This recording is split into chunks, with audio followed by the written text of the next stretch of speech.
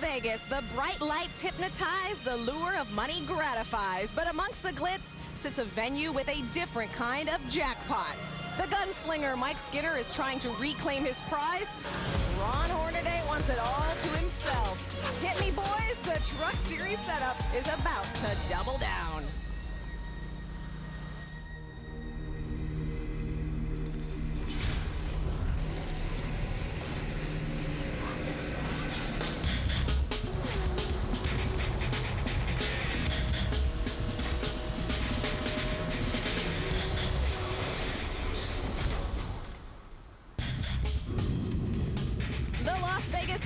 Mesmerizing in its grandeur, stands guard over the Nevada desert.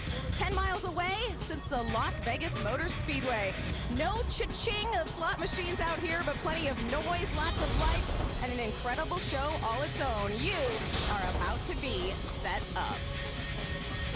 Welcome to the Truck Series setup. I'm Krista Voda. A beautiful day and night for racing, albeit a little windy. It was exactly a year ago this weekend that the Truck Series baptized this brand new track surface. Not just a new surface, new garage areas. They do everything big in Vegas. They even added a spa. Now, that's where I would like to be hanging out. Of course, Ray Dunlap and Adam Alexander would probably much rather be at the gaming tables. They pulled themselves away from blackjack to join us. Guys, I know you are excited about this race. I don't know how your wallet's doing, but let's talk about headlines. Ray, let's start with you. Well, Krista, I'm up a couple $100 so far, but I'm sure I can give it all back later tonight. But there is some big news tonight here at Las Vegas. We've got two former Indy 500 winners in the field, and for the first time ever, Buddy Lazier and Jacques Villeneuve will take a start under the green flag here in the NASCAR Craftsman Truck Series race. A lot of fans coming out to see this tonight, too. It's going to be pretty exciting as these two guys who don't normally drive vehicles that have roofs over their head will try to get their feet wet just a little bit here in the NASCAR Craftsman Truck Series. Adam, what's happening in your end of the world? You talk about Jacques Villeneuve making his debut tonight for Bill Davis Racing, and him coming to race in the NASCAR Craftsman Truck Series leaves Ryan Matthews without a seat. He's been driving that 22 truck the last 12 races. And the game of musical chairs continues for Dennis Setzer. He raced in the first 17 races of the year in the 75 truck. Last week at New Hampshire, he was in the 08. And tonight, he's in the 18. Why? Ken Schrader's Cup racing this weekend in Dover, and tonight Setzer starts in the 17th position. Krista? All right, thanks, Adam. The other big story, of course, the trophy and which driver will have his name engraved on it. Now, Ron Hornaday took over the lead 2 races ago, but it was a slim 4-point margin. Now, not only did he have Mike Skinner to contend with, also in Loudon 2 Nextel Cup chase contenders. Here's a look back at that race. We're underway in New Hampshire. Oh, and Skinner didn't get a good start. I didn't see that one coming. Did you, Phil? No, not at all. Skinner didn't get a good start compared to Hornaday. Who does? Oh, we got a crash off too. Big crash. Problems on the back stretch. They get turned around. Boyer's involved in it. Another disappointing finish it will be for Clint Boyer. Now he climbs out of the Campbell Chevrolet. Very discouraged. Oh, look at him. He hit the wall. Kyle just said on the radio, I killed everything on the right side of this truck. Yeah. Splitter is broke on the right front of that truck. There it is right there down in turn 1. But Ron Hornaday has ever been on cruise control. He needs to be right now. He's got a huge lead. He just needs to milk this lead, get on home. He will get the checkered flag. He led the most laps, and he wins at New Hampshire. Ron Hornaday absolutely dominated last week when we were in New Hampshire, and he was driving truck number 16. Now, with that truck, he's got 1 win and 3 second-place finishes, but that is not the truck that they have tonight with him here at Las Vegas. He'll be driving chassis number 12. Now, the big question is, can they work the bugs out of number 12? They haven't had a lot of luck with that truck throughout the course of 2007, but Ron Hornaday knows that he wants to save that good truck, number 16, for some of the other upcoming mile-and-a-half races that they got to go out and try to beat Skinner. So today, he's going to start deep in the field, back about 15th, while Skinner rolls off second. So Hornaday knows he's got to get to the front and do it in a hurry. But 1 year ago, Mike Skinner was the man at Las Vegas. It has been all Mike Skinner leading from the drop of the green flag. Tonight in Vegas, he will win the Smith Las Vegas 350. Mike Skinner, who will celebrate, and I would guess when in Vegas, if you have luck of winning the race, you might want to go to a casino. And when Mike Skinner went to victory lane here at Las Vegas a year ago, he was dominant, leading some 114 of 146 laps. Now, when he won here a year ago, he started from the pole. It was his third consecutive pole here at the Las Vegas Motor Speedway. Not as good tonight. He starts on the outside of row 1, marking the 14th time this season that he started on the front row. And for some added confidence for Skinner, this evening he's driving the same truck that he raced at the Kentucky Speedway back in June when he was very, very dominant. Mike Skinner confident, enters tonight's race on the outside of row 1. Krista, he's trying to erase that 29-point deficit that he trails Ron Hornaday by in the NASCAR Craftsman Truck Series point standings. That's exactly right, Adam. Taking a look at the Ford point standings, 29 points. That is what Skinner needs to make up. But as Adam said, that he's the defending winner of this race. He has as good a shot as anyone. Hornaday is the guy who just hit on 00 at the roulette table. I mean, nobody ever plays that number. And don't forget, plenty of other good battles here. All of these guys trying to stay in the top 10. That's where you've got to be for the money. And since we're in Vegas, you should know Vegas odds makers are placing Mike Skinner as the favorite at 3-1. Ron Hornaday not far behind at 4-1. Of course, we do want to point out we do not condone or encourage gambling. We're just stating the facts. But you know, there's nearly 40 million people a year come to Vegas. Unbelievable numbers. And 36 of them hope what happens in Vegas does not stay in Vegas. 36 drivers fighting for a win and momentum. Coming up on The Setup, Indy 500 and Formula One World Champion Jacques Villeneuve teams up with Bill Davis Racing to add the Truck Series to his long list of credentials. When you're in Europe, you don't see anything else. Only Europe exists. You need to move out of there to understand that there's amazing racing outside of Europe. We discover the mystique of the mustache. Our crew breaks down racing at Las Vegas as we get set to go clean. All next on The Setup. The NASCAR Craftsman Truck Series setup is brought to you by Toyota, moving forward.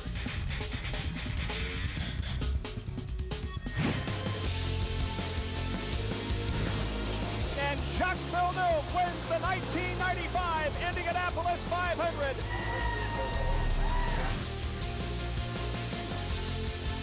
The 1996 Indianapolis 500 is won by Buddy Lazier.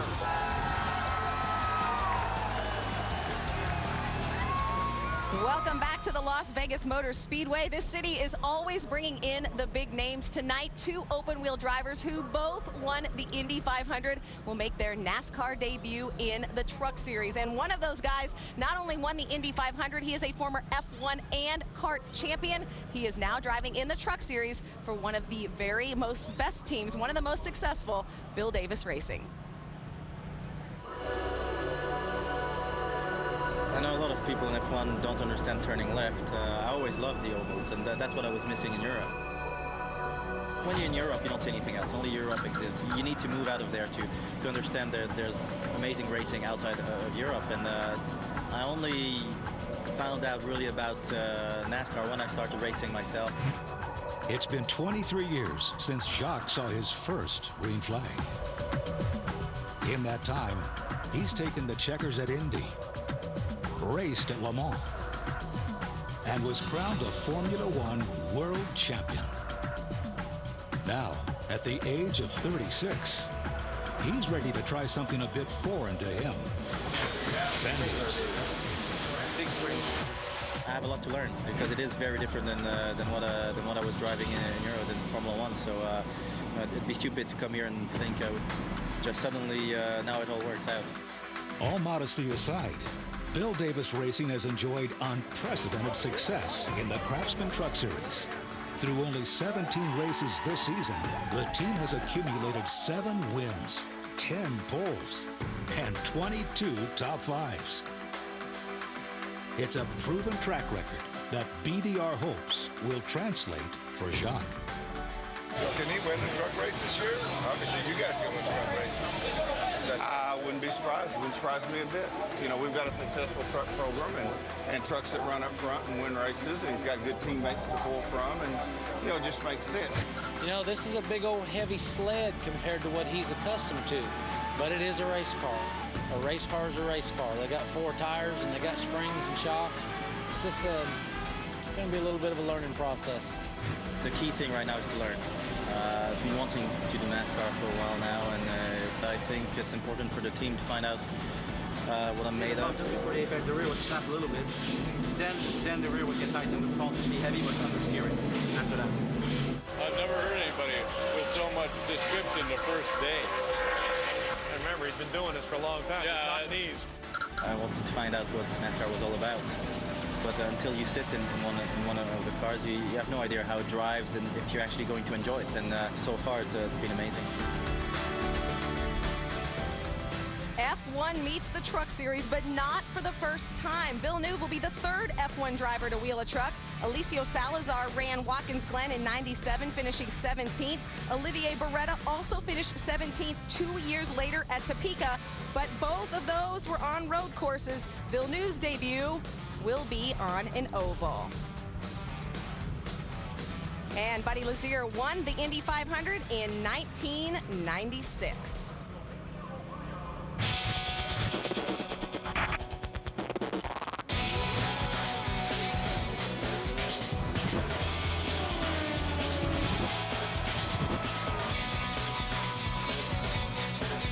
And Buddy Lazier walking down through the grandstands, taking an opportunity to sign some autographs, some issues earlier today in the qualifying session. You guys have got a tough night ahead of you here tonight. Your thoughts as we close in on your first NASCAR start, buddy? I got to try real hard not to overdrive the car right now. I'm just, it's 1 day of practice. I'm just trying to, I'm on a steep learning curve. I'm going to do the best I can, but I'm having a lot of fun. A lot of anticipation for Buddy Lazier as he gets set to make his NASCAR debut here tonight. 20 years of open wheel experience, and tonight he hopes to create a little magic in a stock car style vehicle. Krista?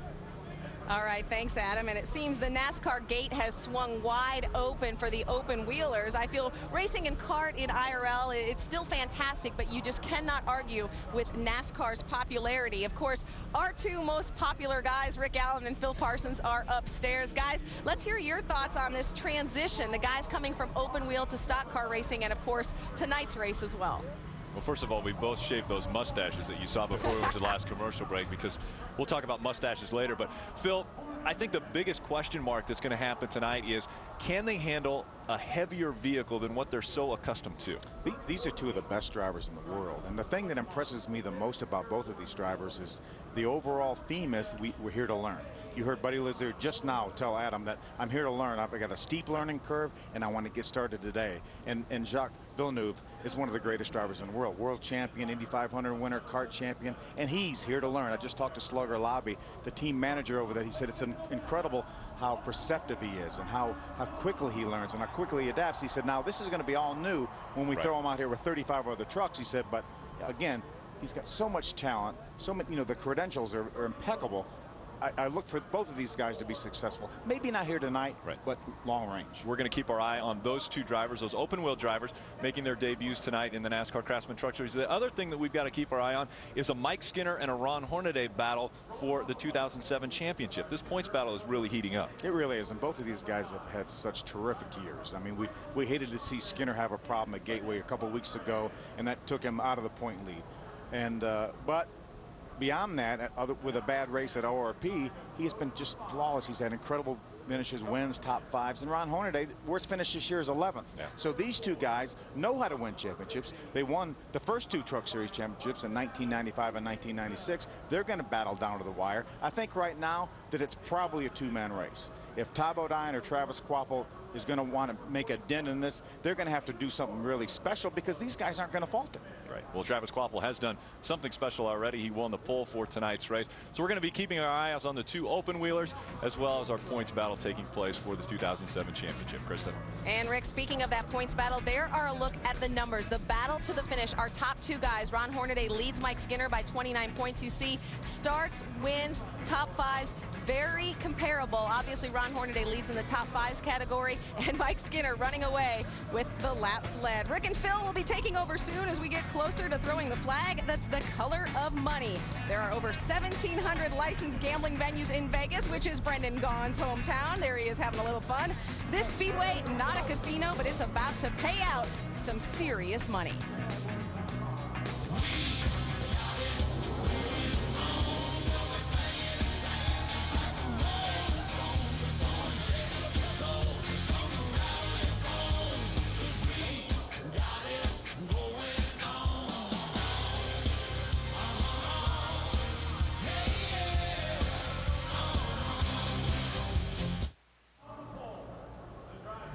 Welcome back to the Las Vegas Motor Speedway, just outside the Las Vegas Strip. This will be race number 11 for the Truck Series at this track, and only Jack Sprague has won here more than once. He will be one to watch here tonight. Of course, Jack Sprague, an important part of the NASCAR Craftsman Truck Series. I mean, yes, he is a 3-time champion in the series, but in our groundbreaking exclusive Ray report, we have found out that Sprague, along with Mike Skinner and our own Ray Dunlap, are triple-handedly responsible for keeping a long-standing tradition and an iconic fashion trend alive in today's society.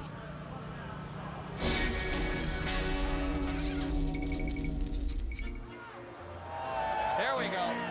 There's the enthusiasm. All right. Yes, race fans. Jeff Gordon did have a mustache. Sort of. Mustaches have been on the face of NASCAR for decades. Passed down through generations, that bushy, bristly hair beneath the nose has nestled its way into NASCAR infamy. But inside the Truck Series garage, Jack Sprague, Mike Skinner, and Ray Dunlap have been keeping the tradition alive. But do they have what it takes to challenge America's legend? Man, that's a tough question. I don't look at any of them guys like that. Huh. I don't remember Ray having one. Does Ray have one? Must not be very damn good then, huh? I'm not going to answer that question. Do I need brownie points? You might have to ask my fiance Kim. She could answer that question. Tom Selleck, he's an actor or something. I have no idea. Maybe no comment on that one. Tom Selleck, because he gets people grooming it for him all the time, cutting it and combing it. Tom Selleck, I'd have to say that for sure, because I've seen Ray, and I've seen Jack, and I've seen Mike play with his quite a bit too, and they don't look as good as Tom's. We'll go with Sprague just because I like him. I'd have to say that cheesy little one that Jack Sprague wears. I think that's pretty cool. Oh, you gotta be kidding me. Mike Skinner's got a better mustache.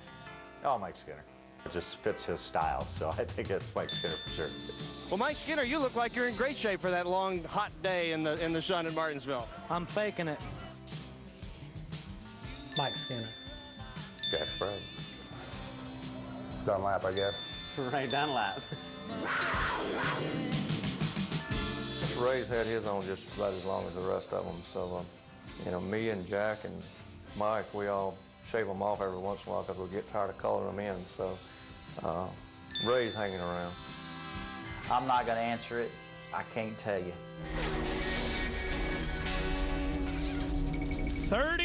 36 years, And Krista. I am happy to say that I am the only member of the On-Air Truck Series team that could not pull off a mustache. Actually, relieved is much more like it. Of course, some other famous mustaches: Charlie Chaplin, Albert Einstein, Raleigh Fingers, and Ned Flanders, the Simpsons dude. But you know, my vote, Ray, it definitely goes to you. You win, hands down, Ray Dunlap. It has been 36 years of hard work for this. I mean, this just doesn't come around, you know? And Jock, you got a nice little mustache going, got a good look here, but I know you got to be pretty excited about tonight. This is your very first start in NASCAR, a big change for a worldwide career that you've already had. Oh, it's very different than anything I've driven before, and the day started well, qualifying went well, better than expected. Now I just want to stay out of trouble for the whole race. And coming down through the grandstands there with all those fans, that was pretty wild. Oh yeah, that's a new way to get through the fans, but that's great. You know, the good reaction from the people, so it's a good way to start. 7 races coming up for you in the trucks, and a very wide variety in that schedule. A lot for you to learn coming up. Well, that's the key for the end of the season, is to learn to get as much mileage as possible to be ready for next year for the Cup. All right, we're excited about having him. Jacques Villeneuve will make his debut tonight in the NASCAR Craftsman Truck Series. Adam? Travis Kvapil, no stranger to the Truck Series and no stranger to success. His 4th pole of his career earlier today, 3rd of 2007. Great starting spot. What do you have to do to take advantage of it? Well, I think our truck's plenty fast. We just got to keep it up there and you know, have a smart race, stay out of trouble. This is my first time here in this configuration, so not really know what to expect going into the evening here. Had really good speed in practice, so really proud of my K&N Ford team. We struggled last week, and this is a great way to come back and rebound and show everybody what we're all about. You know, we're definitely got to go after this win. I think we got a truck that's plenty capable of doing it. We just got to have a smart night and keep it up there. 271 points out of the championship chase. He's still mathematically alive, and that means he'll be digging here tonight. Travis Quapple on the pole. Krista. All right, thanks, Adam. And you know, they do it up big in Vegas. No show without some showgirls. The Scorpions were in concert here yesterday. Def Leppard is playing tonight, but this will be the show with the most heavy metal.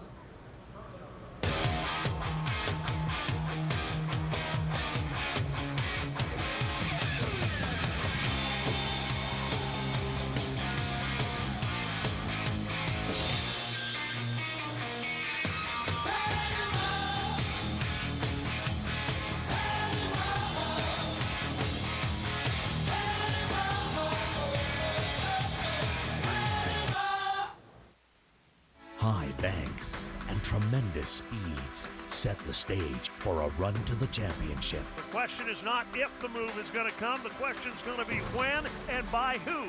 Racing inches apart, 200 miles per hour. Every moment will count.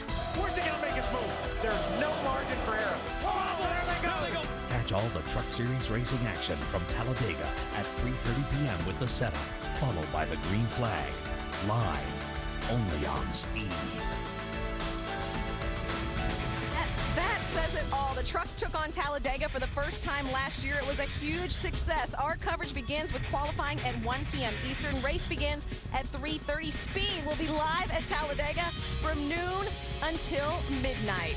But before the high banks come the high stakes. And look, we have kidnapped the trophy. This is what's going to the race winner tonight. Will Hornaday keep the poker face, or will Skinner be able to defend his title? Or will it be another driver, perhaps hometown hero Brendan Gaughan, who will risk it all and run the tables? Brendan Gaughan said when he won here in 2003, it was the biggest moment of his life. The setup is cashing in because the race is about to deal. The Smiths 350 from Las Vegas. Enjoy it next on Speed.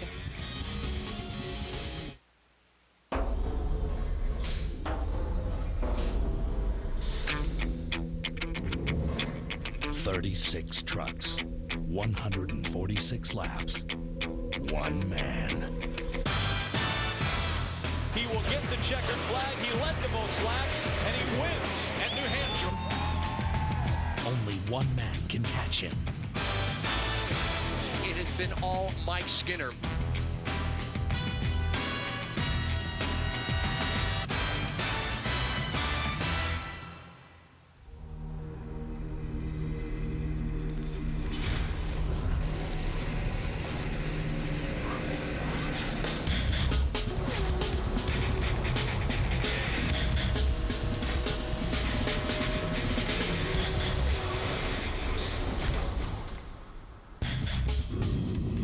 We are in Las Vegas, Nevada, the city that never sleeps.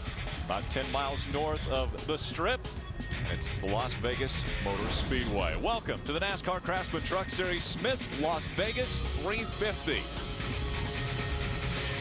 Hello everyone, I'm Rick Allen alongside of Phil Parsons. Now, in the 10 previous races here, starting from the pole has been very beneficial. 4 times the winner has come from that first starting position. But Phil, I'm guessing you're going to say it doesn't really matter.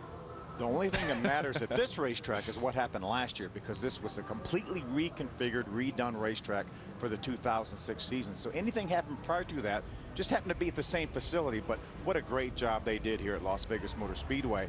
You know, early on in practice last year, everyone ran right on the bottom of the racetrack. They said it's too rough. We're not going to see good racing. As soon as the green flag dropped, trucks went everywhere. 3 wide, all over the racetrack. We had a terrific show, and I look for the same thing here this year. Can Ron Hornaday come from the middle of the pack and try to get Mike Skinner, who starts on the outside of row number 1? Our 2 guys that are separated by 29 points. He's all the way back in 15th and quite frankly struggled a little bit in practice, but he kept maintaining that he felt like his truck was pretty good. But he did not qualify that well. He did not have good practice speeds, but he did finish in the top 5 here last year, as well as Mike Skinner, who won the race. So, you know, it doesn't matter what kind of racetrack you're on, whether they reconfigured or not. The guys that run well are going to run well and adapt to the different racetracks. Well, and when we're talking about talented drivers, I think what you're mentioning there, we've got a guy named Jacques Villeneuve who is racing his very first ever NASCAR Craftsman Truck Series, and he qualified 7th first time out. And that was the first time with 1,600 miles of testing at Chicago and here and everywhere he's been. That's the first time he made a simulated qualifying run, and he qualified 7th. That shows you how much talent that cat has. And Buddy Lazier, also from the open wheel ranks, is going to be racing his first ever NASCAR Craftsman Truck Series here tonight. So we're going to be able to watch a lot of great racing around this 1.5 mile track. Let's start it off with our invocation and national anthem. Please rise. And gentlemen, remove your hats for the presentation of the colors by the Nellis Air Force Base Honor Guard. Join Las Vegas Motor Speedway chaplain Kenny Farmer with today's invocation, and remain standing for the national anthem to be performed by Miss Mary Wilson, one of the original Supremes. Kenny. Heavenly Father, we thank you for this day and all the blessings that you give us. Father, we pray for these drivers and crews as they compete tonight. Maybe we'll be with them every mile. Father, we pray for our fire and safety team. Father, give them the ability to do their jobs to the very best. Father, we lift up our men and women around the world that are in the military, that put their lives on the line every day for us to be able to enjoy this sport that we love so much. We ask all this in your name, Father. Amen.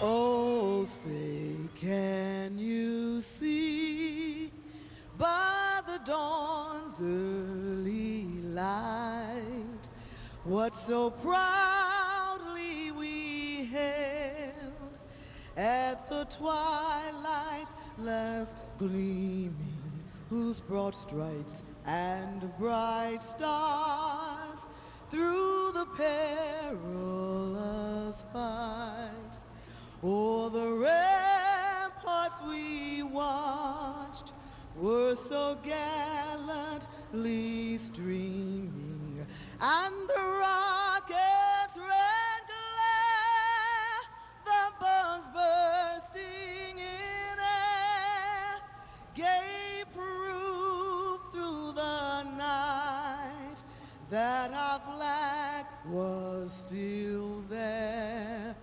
Oh, say, does that star-spangled banner yet wave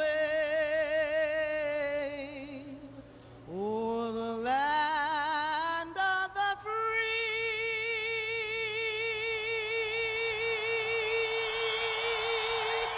and the home of the brave?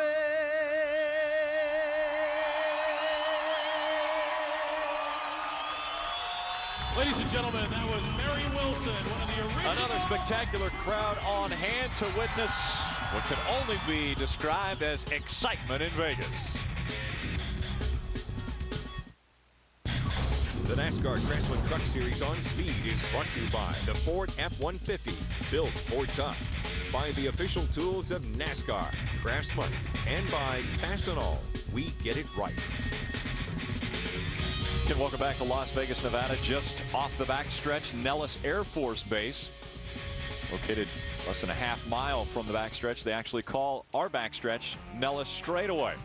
They say this is a cold day in Las Vegas, Nevada for this time of the year. 71 degrees, the sky's fairly clear, so we don't expect any moisture. We did see some moisture this morning. Some rain fell before the sun came up, and they dried the track, and we were able to continue on with everything that was scheduled for today. The Ford point standings through 18 races. Ron Hornaday took over the lead 2 races ago, and he hasn't looked back. 29 points now over Skinner.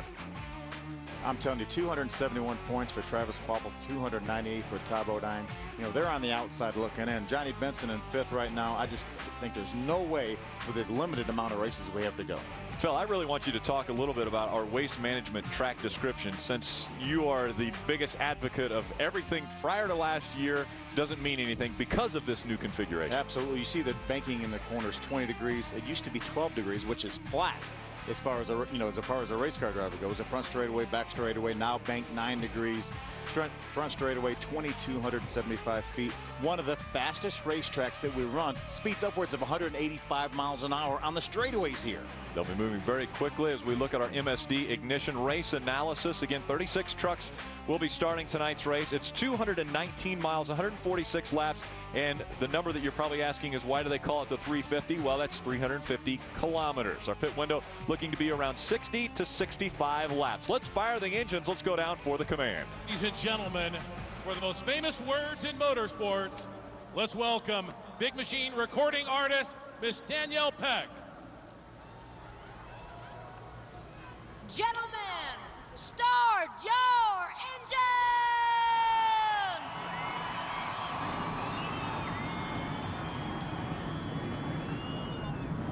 The big show of the night is about to get underway. The curtain is going up, and the drivers are about to start onto the racetrack. The engines are fired. The fans are ready. We're ready. We'll be right back for the green flag.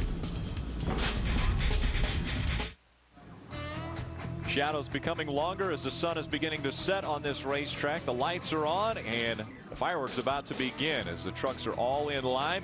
We take a look at our starting grid. It will roll across the bottom of the screen. Again, Travis Kvapil with his 4th career pole. He will start on the pole. Last year, it was Mike Skinner who started on the pole, and he went on to victory lane. Well, Mike Skinner will start on the outside of row number 1 tonight. We're going to be shining a spotlight on a few different drivers. We're going to start with Brett Thompson. Ray Dunlap. Well, Rick, Brett is from Idaho, and he primarily runs in the NASCAR West Series. He competed there full-time this year, but he does have sights set on coming full-time in the Craftsman Truck Series sometime in the near future. Now, the truck that he's driving tonight, he's already raced once this year. He ran it in Indianapolis, and he said, I knew we needed a nice new body on this truck before we went speedway racing, so I ran into about everything but the pace car at Indy. But Brett Thompson will roll off in the number 61 truck tonight here at Las Vegas Motor Speedway, and he will be starting in 31st. Adam? TJ Bell rolls off 10th tonight, and so much is made of Brendan Gaughan when we come to Las Vegas. Of course, that is his hometown. Well, TJ, a Las Vegas area native as well. He calls Sparks, Nevada his hometown, and Heathcliff's Cat Litter is the sponsor on that number 50 truck. They're headquartered in Las Vegas. He would love nothing more than to bring them a solid run here tonight. He's got a great starting spot, and tonight he looks for his 2nd top 10 of 2007. Phil, who are you shining your light on tonight? Adam, I want to take a look at the number 4 Open Joyce Dodge, driven by Kevin Hamlin. Kevin's going to give this truck a ride for the 4th time this year. He had a 10th earlier this year at Mansfield. Just re-signed with Chip Ganassi Racing to another driver development contract for next year. Not sure exactly what kind of racing he's going to do, but he is under the Ganassi banner. Loves riding this truck for Bobby Hamilton Racing. Going to start 12th. Good run so far for Kevin Hamlin. Rick Allen. Well, I'm going to shine my spotlight tonight on the energy drink, the Hooters energy drink of Jason White. Jason White is going to start in the 30th position tonight. Now, he has 15 races in his repertoire this year already. He's finished 22nd twice already. His career best is 13th, but that was back in 2001 at Martinsville. So he's looking to improve on a 22nd place finish here in the 2007 season. We're right along with a few different drivers, one of those being Josh Wise in the Aaron's Dream Machine. That Toyota Tundra is going to start in the 23rd position, so we'll see if Josh Wise can move up through the field. We're also going to ride along with 17-time Craftsman Truck Series winner Dennis Setzer, going to make his first start in a Dodge since 2000. Going to drive Bobby Hamilton's Dodge here. Dennis will start from the 17th position. A lot has been made with the other driver that we're going to be riding along with. Brendan Gaughan will start in the 13th position. His shop just, well, as Ray mentioned earlier, about a wedge distance from the racetrack on the track grounds. And so Brendan Gaughan going to see if he can get another win here in the Las Vegas area. Talk about a resume. Indy 500 winner, kart champion, Formula One winner, Jacques Villeneuve. We're going to ride along as he makes his NASCAR debut here in the Craftsman Truck Series. Great qualifying effort, qualified 7th for his first ever NASCAR start. Get the open wheel ranks that have come into the NASCAR field. Most notably, Juan Pablo Montoya making the transition and has had success. Won in NASCAR earlier. We take a look at his resume for Villeneuve, the 500 winner, as you mentioned, kart champion, world champion. I mean, that is very big for NASCAR to have that caliber of a racer coming in to make this his career. Yeah, tremendous shot in the arm for all of NASCAR, and especially here in the Craftsman Truck Series. And we've got another open wheel driver with impressive credentials. Indy 500 winner, IRL champion in 2000. Buddy Lazier will make his first ever NASCAR start. Actually tested a couple years ago for Billy Ballou at Charlotte. Didn't get anything put together then, but it's got to put together here. He's going to drive the Flanders beef patties Chevrolet for Billy Ballou. And he has to go to the back of the pack because of spinning out during qualifying. Again, we're going to be keeping our eye on the 15 of Buddy Lazier as well as that 27 of Jacques Villeneuve all night long. It looks as though the 77 of Brendan Gaughan maybe indexing his wheel. Let's go to thoughts before green. Ray Dunlap, what have you got? Well, Rick, let's talk about a great record at the Las Vegas Motor Speedway, and we're talking about Jack Sprague. He went first, second, and second in his first 5 races here. And when you talk about Sprague, he's led 298 laps at this racetrack. But when you look at his last 4 starts here, he hasn't led a lap, and things have not been going very well for the Conway Toyota team, and these guys really need to try to turn something around. But Sprague is having a little bit of trouble getting this racetrack figured out since they've reconfigured it. Today, he will roll off in 28th position. We'll keep our eye on that number 60 tonight and see if Sprague can work his way to the front. Adam? Another guy we'll be watching all night long is pole sitter Travis Kvapil on the pole for the 4th time in his NASCAR Craftsman Truck Series career. You know, just over a week ago, it was announced he would go Nextel Cup Racing next year for Yates Racing. A tough week for him in the truck last week has him 271 points out of the Truck Series championship lead. But he hasn't given up yet, and some confidence here tonight. And the reason why, he's driving the same truck that he raced with at Michigan. Started on the pole, led 18 laps, and won the race. Started 11th at Nashville, led 47 laps and went to victory lane. And on the pole here again tonight with chassis number 43, he's confident, and guys, he's starting on the pole position. And that is a very prime spot as far as if you're going to, you know, have an interesting seat at the start of this race. There are a lot of people filling the seats here at Las Vegas Motor Speedway. They do a spectacular job of promoting this event. And again, we've got a phenomenal crowd here. It was upwards of 50,000 people here last year, and it looks like that's going to be contested again this year. For the first time ever in the NASCAR Craftsman Truck Series, as well as the first time in the top 3 series of NASCAR, we have a female official starter. That is Kim Lopez, who will be doing the duties tonight. Again, a few different officials have taken over since the passing of Dennis James earlier. Series director Wayne Aughton made the comment to me earlier, we're not going to announce who our full-time starter will be until the 2008 season. We're paying our respects still to Dennis James. Field coming through turns 3 and 4. We're about to get underway with event number 19 of the 2007 season. Travis Kvapil, Mike Skinner making up row number 1. It is about time for the fireworks to start here at Las Vegas Motor Speedway. The green flag is out and we're racing.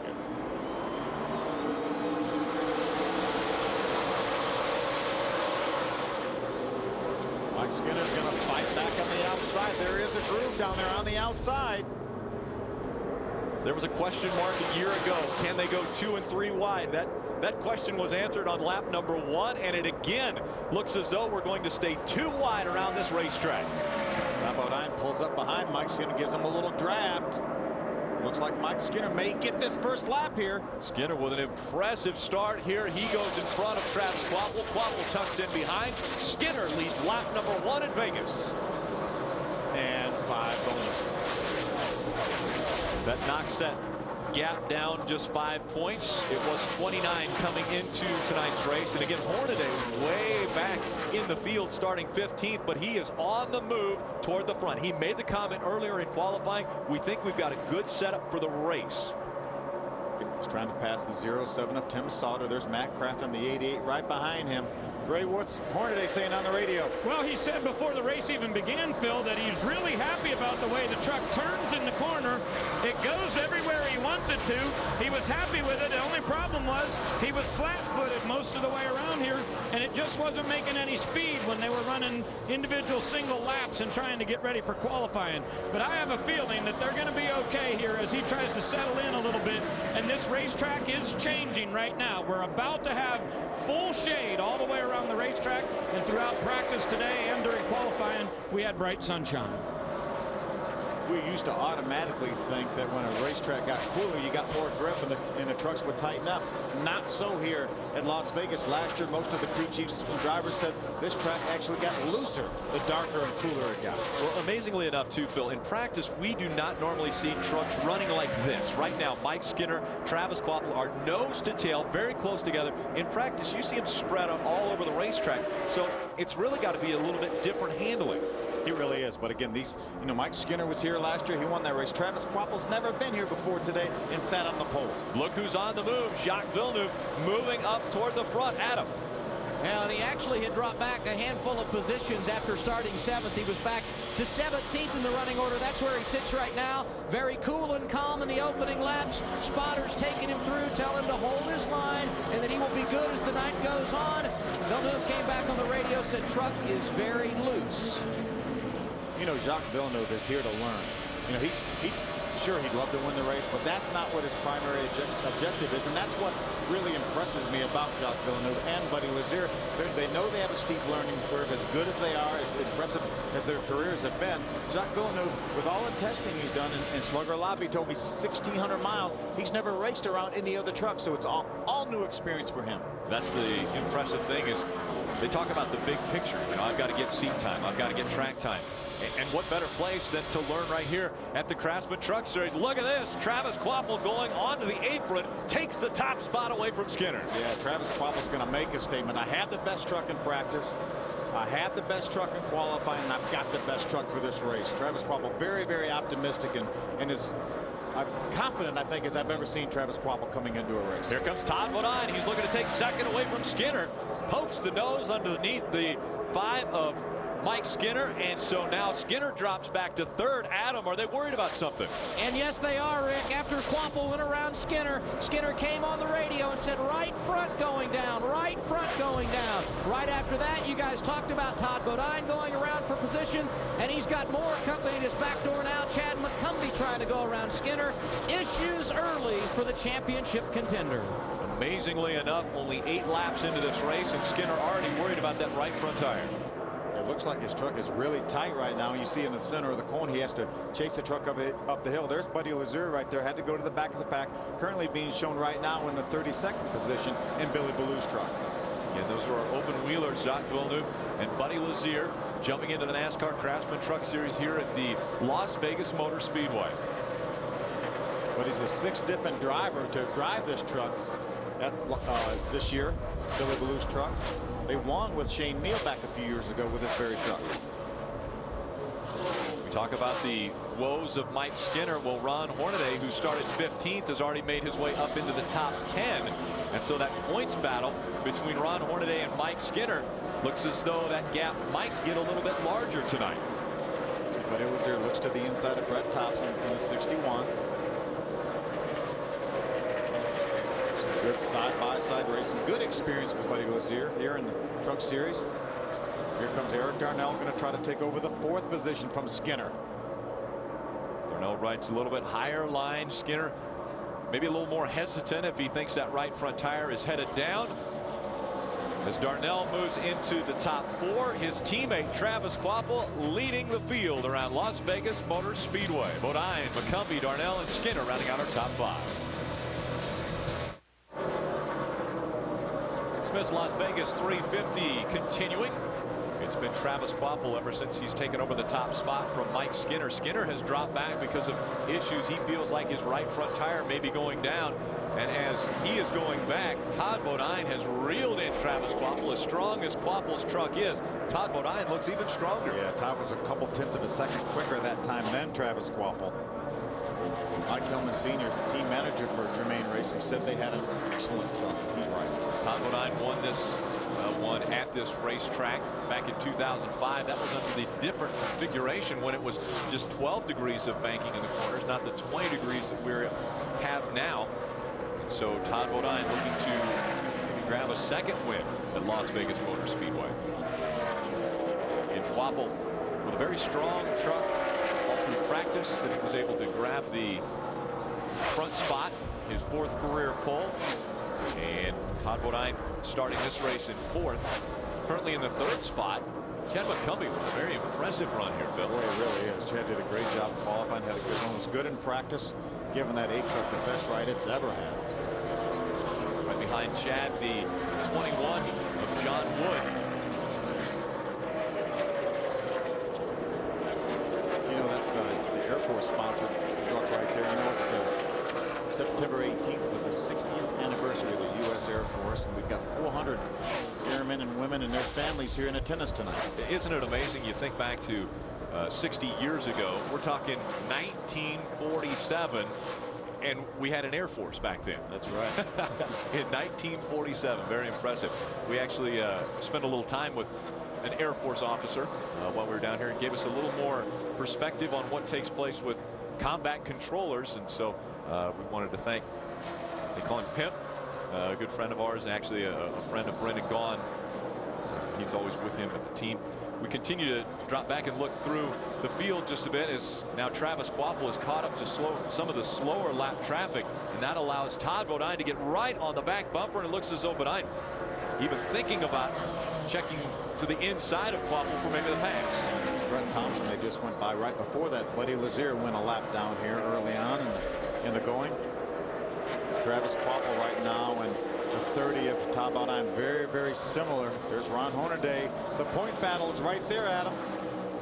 It is, and I'm sure Mike Skinner very much aware of who's behind him on the racetrack. We reported about 12 laps ago that Skinner came on the radio, said he thought he had a right front tire going down. The crew was on the wall. Mike Swain, the spotter for Skinner, said it looks okay. Jeff Hensley, the crew chief, said ride it out and make sure it is in fact going down. We don't want to come to pit road if we don't have to. Well, he's dropped from the lead back to ninth. Now in the running order as Ron Hornaday has been able to go around.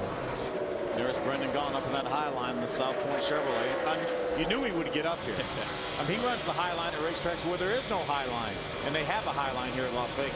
Brendan Gaughan, the 2003 winner of the race here at Las Vegas Motor Speedway. Ray Dunlap, what's going on with Ron Hornaday? Well, Hornaday is a little bit loose going into the corner, but he's really good in the middle and good off. And we see a change for the lead on the racetrack right now as Todd Bodine moves past Travis Quapple. But I did want to add about Hornaday. They didn't qualify very well. Started 15th tonight, and he started in this number 6 pit stall. But here's a big advantage. Right in front of him was supposed to be Chris Wimmer, and Wimmer crashed in qualifying, so they did not start the race tonight. So now Hornaday has an open stall right in front of him. So even that poor qualifying effort didn't really hurt him tonight. They'll be okay when they try to get in and out of pit road. And that could be a big benefit if we have green flag pit stops, yeah, obviously. Absolutely. You know, Mike Beam told me, he said, hey, once we get about 25 laps in, we're going to get in our pit window to be able to make this race on one more stop. We've completed 23 laps right now, so we're getting very, very close. If the caution were to come out for these guys, maybe to stop now and then just one more time. Phil, how about the dominant performance right now that we've seen Todd Bodine put on after he got by Travis Quapple? We were thinking Travis Quapple was going to be really the class of the field, and he was holding up Todd Bodine. Todd Bodine probably got almost 12 to 15 truck lengths on Quapple now. Yeah, while we were talking about that, the 33 of Ron Hornaday just drove by the 99 of Eric Darnell for the 7th position. You know, when Ron Hornaday said he held this thing wide open and just didn't have the speed, I knew that would be good tonight, though, because these trucks, even with fresh tires, they're able to run wide open, but you know, after you get a few laps on the tires, you get the fuel out of the back, you get air pressure built up, you can't do it anymore. If Ron Hornaday's truck was that good, I knew he would be good in this race. Todd Bodine is very good. As a matter of fact, over a second lead already over second place Travis Quapple. Whether going to the race or watching from home, get the most from your NASCAR weekend at SpeedTV.com. Get the inside scoop and the breaking news as soon as it happens. Log on to SpeedTV.com. Keyword, My Race Day. Riding along with Jacques Villeneuve. as he currently is running in the 16th position. Started 7th, so dropped back, but looks as though he's running in a little more of a comfortable position for him. And running very good lap times too, because right now he's within about a tenth of a second of our leader, Todd Bodine, what kind of lap times he's running. But see him going by Eric Darnell, the 99 car, our winner earlier this year at Kansas. Darnell is falling fast too. We've got to find out what's going on with that number 99 Ford, because he was all the way up to 8th and now has dropped back to the look, Jack Sprague into the wall. Jack Sprague hard into the wall. Our first caution of the night has come out. Looked like something either broke or right front tire went down. Jack made hard contact. He was right in front of our leader, Todd Bodine. Jack was not having a good run. He was running in the 25th position. He may have had a slow leak and that tire finally went down. But another tough night for Jack Sprague. Jack Sprague has had finishes of 24th last week, 32nd at Gateway, and now another disappointing finish here at Las Vegas Motor Speedway. A lot of damage to that Conway Toyota. Brings it onto pit road under caution. You see the remnants of a tire still left on the racetrack. Probably going to have to take that truck straight to the garage area. Brendan Gaughan, the 77 truck, is on pit road. It looks like he's got a lot of damage to the right front as well, Phil. Right front tire damage. Maybe that could have been his right front tire. Gaughan brings his truck onto pit road, and his crew goes to work for him as we see Brendan Gaughan. Looks as though he's casually sitting there, Ray. He had a right rear tire going down on the South Point Chevrolet, so I think they're going to go all the way around and change tires on all 4 corners for Brendan here, and he will have to restart at the tail end of the longest line for pitting too early.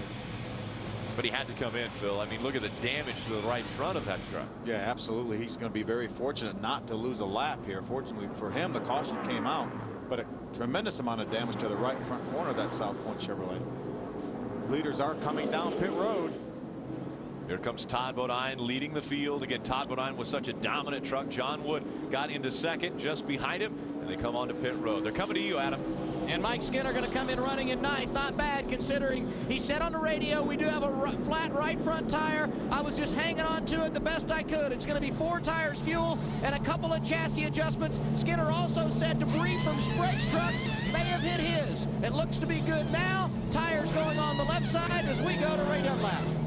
Everything great for Todd Bodine. No adjustments needed on this Lumber Liquidators Toyota. He said the thing is rolling through the corner just perfect. They'll put 4 tires on this thing in gas, but he will not be the first one off of pit road. Big race off of pit road now. Looked like the 09 of Stacy Compton may have won the race off pit road. So probably, yeah, John Wood has had a great truck. He came in second off the racetrack. Still on pit road. Just about the entire field has left pit road, and John Wood now will come off pit road next to last. So a long stop for that number 21 Ford. He'll come back up to speed on the access road as Clay Rogers looks to the outside of him and the number 75 Spears Manufacturing Chevrolet. That 09, as you mentioned, Stacy Compton with an impressive stop. Was off of pit road first. We want to take a look back at why we were under our first caution. Watch, that's our leader, Todd Bodine, and Jack Sprague right in front of him, getting ready to go a lap down. Something broke, cut down the right front tire, made some pretty hard contact on that Conway Toyota with the wall. Probably will at least cripple him for the rest of the evening, if not knock him out of the race. But let's take another look at this incident over in turns 1 and 2 for Jack Sprague. Here's real time. You see the sparks before he ever even got halfway up to the wall. The truck just won't turn. You have something like that happen, you can turn the steering wheel all you want and nothing's going to respond.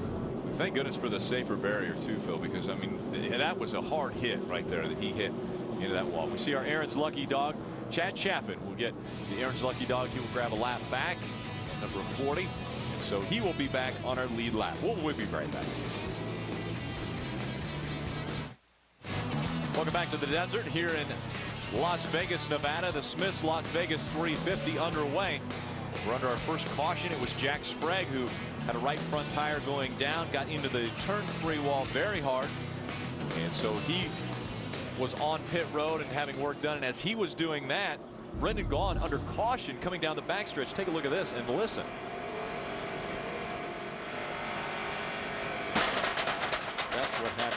blow out a tire. Obviously, Brendan ran over some debris, more than likely from the 60 of Jack Sprague, and incredible damage to the bodywork on that South Point Chevrolet truck. Well, tomorrow, grassroots racing will never be the same. 1 hour, 2 new shows. Should Speed pick up these pilots or take them off the air? Tune into Launch Hour tomorrow, 10 p.m. Eastern, only on Speed. Ray Dunlap. Let's update John Wood for you guys real quickly. We saw that he came in running third and had a problem on the pit stop. Well, here's what happened. He pulled in and went a little too far in the box as the tire changer was coming around, and he parked on the air hose, so they were not able to get the lug nuts off. They had to back the truck up. He came in running third, went out 22nd. Double A. And let's update about the leader. Stacy Compton came down. Everybody wondered how he got all that track position. No tires, fuel only when he pitted at lap 33, guys. Well, they're talking about these being a hard tire, so that's a gamble that I guess he's willing to take. Yeah, the trucks were really running just as fast, 20 laps on the tires as they could, with the tires new. So I don't think that's a big gamble. He knows he's going to have to stop again. Again, we're in that window that these guys can make it on one more pit stop. Obviously, Todd Bodine with a very strong truck.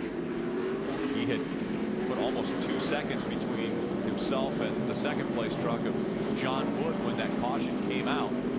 And actually, Jack Sprague blew that right front tire just in front of Todd Bodine. Bodine was about to put him a lap down when that right front tire blew, and into the wall he went. Now it is Stacy Compton who leads this field back to the green flag. Todd Bodine will restart second. Travis Kvapil is third. David Green fourth. And Johnny Benson, your top 5 as we come back out of turn number 4 and into the quad oval. Kim Lopez showing them the green flag, and we're back underway at Las Vegas. Stacy Compton, 100th career start in the Grassroots Truck Series.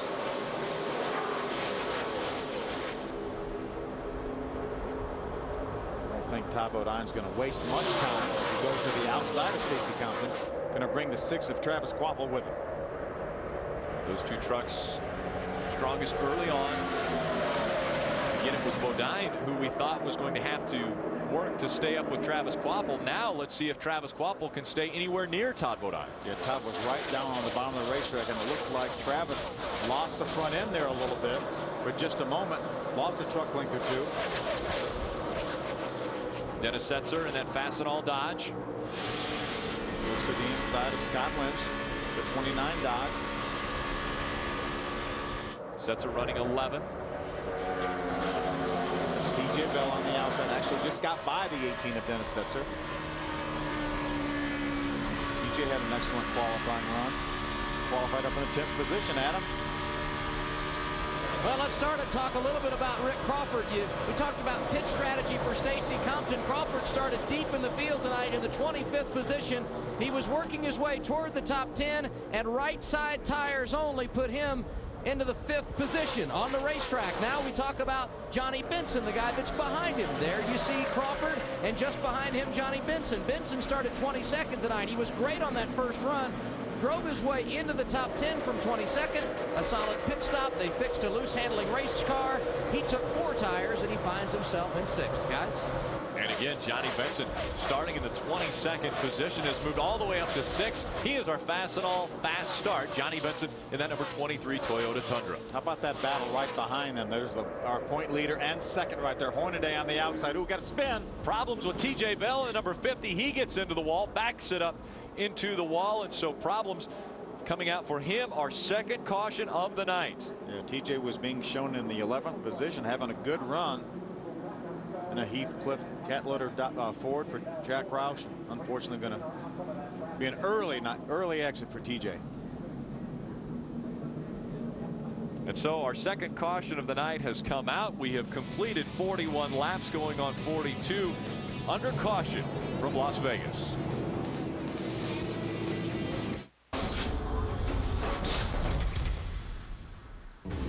On today's Tools of the Trade, I want to show you Craftsman's new 19.2 volt variable speed drill and driver set. Now, what I really like about this thing is it's loaded with features. You can go from high to low with just the flip of a button. It's got this really nice adjustable handle on it, but check this out. a laser to give you a plumb line for both horizontal and vertical, and when you push the button, a light comes on to illuminate your workspace. Now, a lot of times you're out on the road and you don't have enough power. Well, guess what? They now have a charger that you can take with you to plug into the cigarette lighter on your car or truck. That way, if you ever run out of power, your drill is going to be ready to go when you need it. Make sure to check out this Craftsman Tools of the Trade and the other great programming on Speed on Demand. 7 of Jason White, the Hooters energy drink. Dodge is our Aaron's lucky dog. So Jason will be back on the lead lap. That will give us 25 trucks right now on the lead lap. Adam, what's the story from pit road? Well, an unscheduled stop there for Eric Darnell. They did not want to give up track position and come down, but they felt like they had to because the truck was extremely loose. So they came down, added a spring rubber to the left rear, also made a chassis adjustment, topped it off with fuel. He'd been running in the top 5 early in the race, but had dropped back outside the top 15, and they felt like they had to do something to fix the truck. They came down, made the stop at lap 43, and we'll see if he can rally back into the top 10. Well, already we've completed 43 laps, and currently there's only 25 trucks that are on the lead lap, meaning we've lost 11 of them from the lead lap at the beginning of this race. And remember, we talked about this racetrack getting looser as it cools off and we go from daytime till dark. The racetrack gets looser, and that's what Eric Darnell's fighting right now. Todd Bodine leads the field back to the green flag. Travis Kvapil, his closest competitor, right behind him. Stacy Compton moving back just a bit after we have restarted. That is David Green and Rick Crawford rounding out our top 5.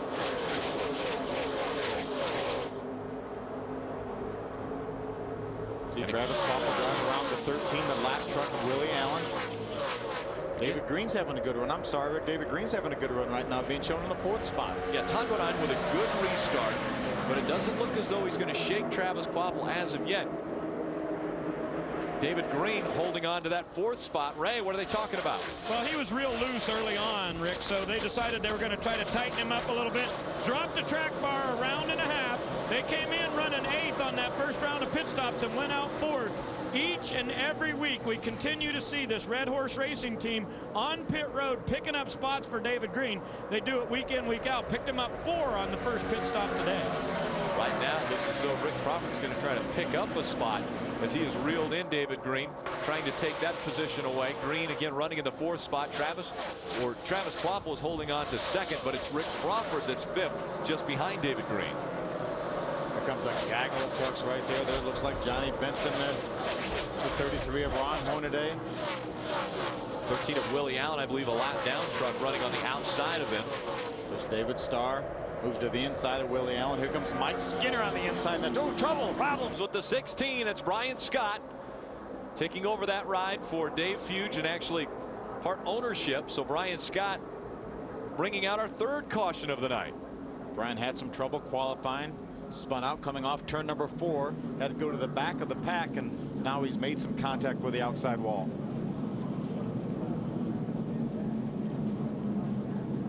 We saw this in qualifying earlier. Trucks were having a hard time even on their own out on this racetrack, and now we're seeing it again in the race. 3 cautions early on in this one, just 47 laps complete.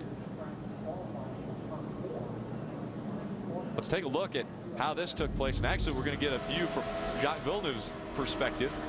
Watch that red truck right in front of Jacques. He gets a little bit loose, wiggles, and then Jacques comes along. Yeah, has a little help.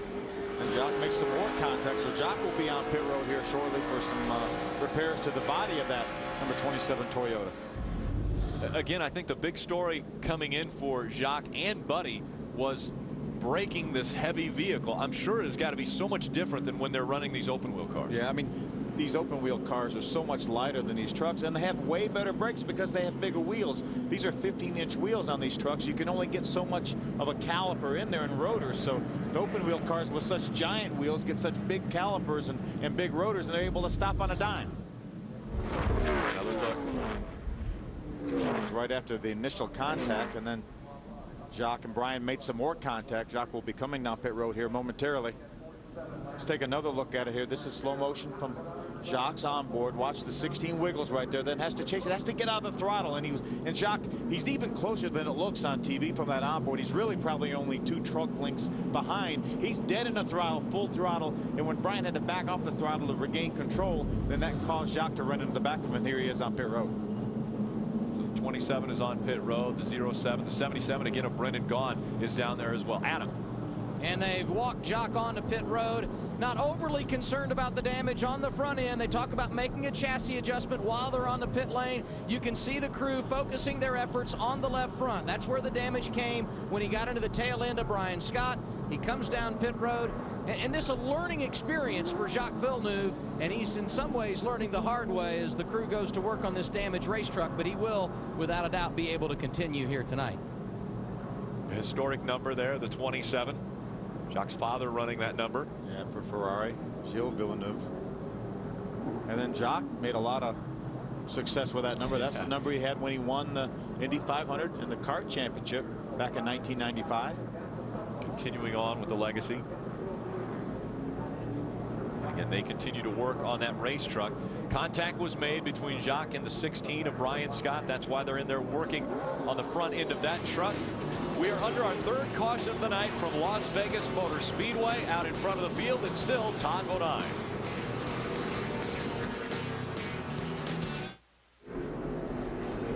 Welcome back to Las Vegas Motor Speedway, Las Vegas, Nevada. It's Sin City. Out in front, Todd Bodine leading this field around the 1.5 mile refigured racetrack. Travis Kvapil, Stacy Compton, David Green, and Rick Crawford are your top 5 under the lights. Exciting city, exciting racing continuing in the NASCAR Craftsman Truck Series. Willie Allen receives the Aaron's Lucky Dog, so he'll be back on the lead lap. That makes it 26 trucks on the lead lap now. Just restarted by Jacques Villeneuve right in front of him. Jacques Villeneuve still on the lead lap. Green flag comes back out. It's Todd Bodine in front of Travis Kvapil. Scott Lynch in that number 29, a lap down truck. So they'll have to maneuver around him as they begin the battle for 1 and 2 up front. Bodine and Kvapil. Yes, Stacy Compton, the 09, is going to stay right with him, as well as the 1 of David Green. Rick Crawford runs 5th right now in the 14 car truck. Kvapil running a little higher line around this racetrack than Bodine. I don't think it's by design. I don't think he can keep his truck down like Todd does. He may have a little bit of an aero tight situation. He talked about how good he thought his truck was after his qualifying effort where he grabbed the pole. We see Hornaday looks as though he's going to lose a spot to David Starr, but not so quick. He's going to fight back on the bottom. Here's Chad McCumbee, the 8, Mike Skinner, the 5. John Wood has fought his way back up close to the top 10. And Phil, you know, Ron Hornaday made the comment to Ray earlier as he gets loose on the inside. Going to chase Chad McCumbee all the way up to the top of the racetrack. They were 3 and 4 wide right there as Skinner looks to the inside, as does Johnny Benson now. And look, here comes the 18 on the inside of that Dennis Setzer. 3 wide in front of him. Ray. Hey, Hornaday does not like the way his tires react whenever they go for a restart. He said it takes him at least 4 laps before he's comfortable with that air pressure. So he and Rick Wren have been having major discussions in between each of these cautions about what to do when they change tires the next time down here on pit road. Yeah, and he had his hands full right there too, Ray. Skinner now in front of Hornaday once again. On the outside, Josh Wise. We take another look. Watch that. You see the 33 of Mike Skinner almost, maybe even made slight contact with the 33 of Hornaday. Hornaday got loose when he got down at turn number 3, chased the 8 of Chad McCumbee all the way up to the top of the racetrack. How about Dennis Setzer in the 18? You say you run where they're not, and that's exactly what Setzer was doing. He was on the inside of the racetrack, down on the apron about to make the pass. There's asphalt down there. If there's ground to run, that's where they're going to run. We're riding along right now with Setzer looking forward up to where Mike Skinner's running. Adam? And you guys were talking about how tight quarter racing it was a lap ago. Great job for Mike Swain, the spotter for Mike Skinner. He talked him through all the traffic. He told him to keep digging, and then he reminded him, Don't let them get you loose, referring to the trucks around him on the racetrack. And Phil, that's something I would guess you really have to be conscious of at a track like Las Vegas. You really do, Adam. As fast as you run around here, again, speeds upwards of 185 miles an hour down the straightaways, and it's so easy. If you drive up underneath somebody, you can really make them loose. The truck on the inside gets extremely loose in a side-by-side situation, but the truck in front gets very, very loose if somebody pulls right up to his tailgate. Taking that wind off the spoiler in the back of the truck. That air is so critical. And again, we talked about the wind that is on this racetrack. It is really, it's in their face when they come out of turn number 4. So a lot of downforce on these trucks, but then it's behind them as they go down that backstretch and enter turn number 3. Yeah, it really zings them down in turn number 3, and that's where we saw Hornaday have his trouble when he got down inside of Chad McCumbee, and the 8 got loose and had to chase it all the way up the hill. Hey, Adam, is David Starr having some troubles? Well, the issue could very well be they took right side tires only, and as this run continues, the truck may not be reacting because he was in the top 10, and now we see him dropping back to the 12th position. So Starr, one of those guys that played a little pit strategy on that first stop, perhaps his truck reacting a little bit differently than the other guys, but right now Starr quiet on the radio. You can see 66 consecutive races David Starr has been running at the finish. That is really impressive. That's over 2.5 years. Speaking of impressive, let's take another look at what Dennis Setzer had to deal with just moments ago when that quagmire got in front of him. This is when Ron Hornaday had to chase a truck up the hill. Watch Dennis now. You see him 4 wide in front of him for a moment. That's the 29 of Scott Lynch. They're going to get seized up here. Dennis has to get off the throttle for a minute and just stays down in the apron and drives by him. And there's still 3 wide in front of him. And when you say he had to get out of the throttle for a minute, he burped it. I mean, he literally took his foot off the gas and then right back on it. Well, that was way out of the throttle. Mike Skinner just in front of Ron Hornaday. Hornaday looking to the inside once again. That's a battle for the 10th position right there, and more importantly, a point battle. There's 1 and 2 in points. Skinner second, the 33 of Ron Hornaday our leader. Johnny Benson making his move. He was able to get by the number 1 of David Green, so takes over the 4th position. So Johnny Benson moving up as Green moves back another spot. And look at Skinner staying right with him. On that high side, Hornaday looked to the inside, and Skinner was able to hold him off. But now Hornaday right on the white line as he tries to take the position away. And don't think for a second that Mike Skinner doesn't know who that is down there on the inside of him. He knows exactly who's running with him right now. I'm sure they are talking on the radio, and Skinner doesn't look like he's able to hold it down on the bottom of this racetrack, and Hornaday looks like he is able to hold it down there, but Hornaday can't stay with Skinner on the straightaway. But that's the nice thing about this racetrack. You don't have to hold it down on the bottom of the racetrack. There are multi-grooves here. Here comes Ron Hornaday once again, looks to the inside of Skinner. Now as Hornaday is able to get right up on the inside and almost side by side with him, Skinner will be able to pull away from him once again on the straightaway. And Hornaday just keeps a nose right up beside him as they get down in turn number 3. Skinner keeps that momentum up on the outside of the racetrack. Hornaday is so good through the center of the corner, but he can't quite close the deal. This time it's door to door as they cross the start-finish line. Not only a race on the racetrack, but a race for the championship in 2007. 29 points separated the two entering this race, and Hornaday back out in front of Skinner. Look at Skinner fight back on the outside. He is not letting Hornaday have that position. No give up in Mike Skinner tonight as Skinner continues to battle with Ron Hornaday. What a great competition they've got going on. And again, this is for 10th right now. But it may be for a point championship too. Hornaday and Skinner running very strong. Skinner starting on the outside of row number 1, and Hornaday started in the 15th starting position when this race started. Look at Skinner fall back now as Hornaday has put some distance on Mike Skinner. You know, Hornaday had a real nice arc into that corner. Skinner drove in a little bit straighter, had to wait for his truck to turn a little bit. Hornaday opened up about 3 or 4 truck lengths. Johnny Benson in that 23 has moved up to the 3rd spot, so he was able to get by not only Stacy Compton, but also John Wood and David Green. They have fallen back. John Wood actually moving up again once they restarted, so John Wood's back in the top 5, but it's Benson who's moved up into the top 3. Got a good battle right behind Johnny. Ooh, look at the heavy traffic right there for Top 09, our leader. It's going to allow Travis Quapple to gain a little bit on him.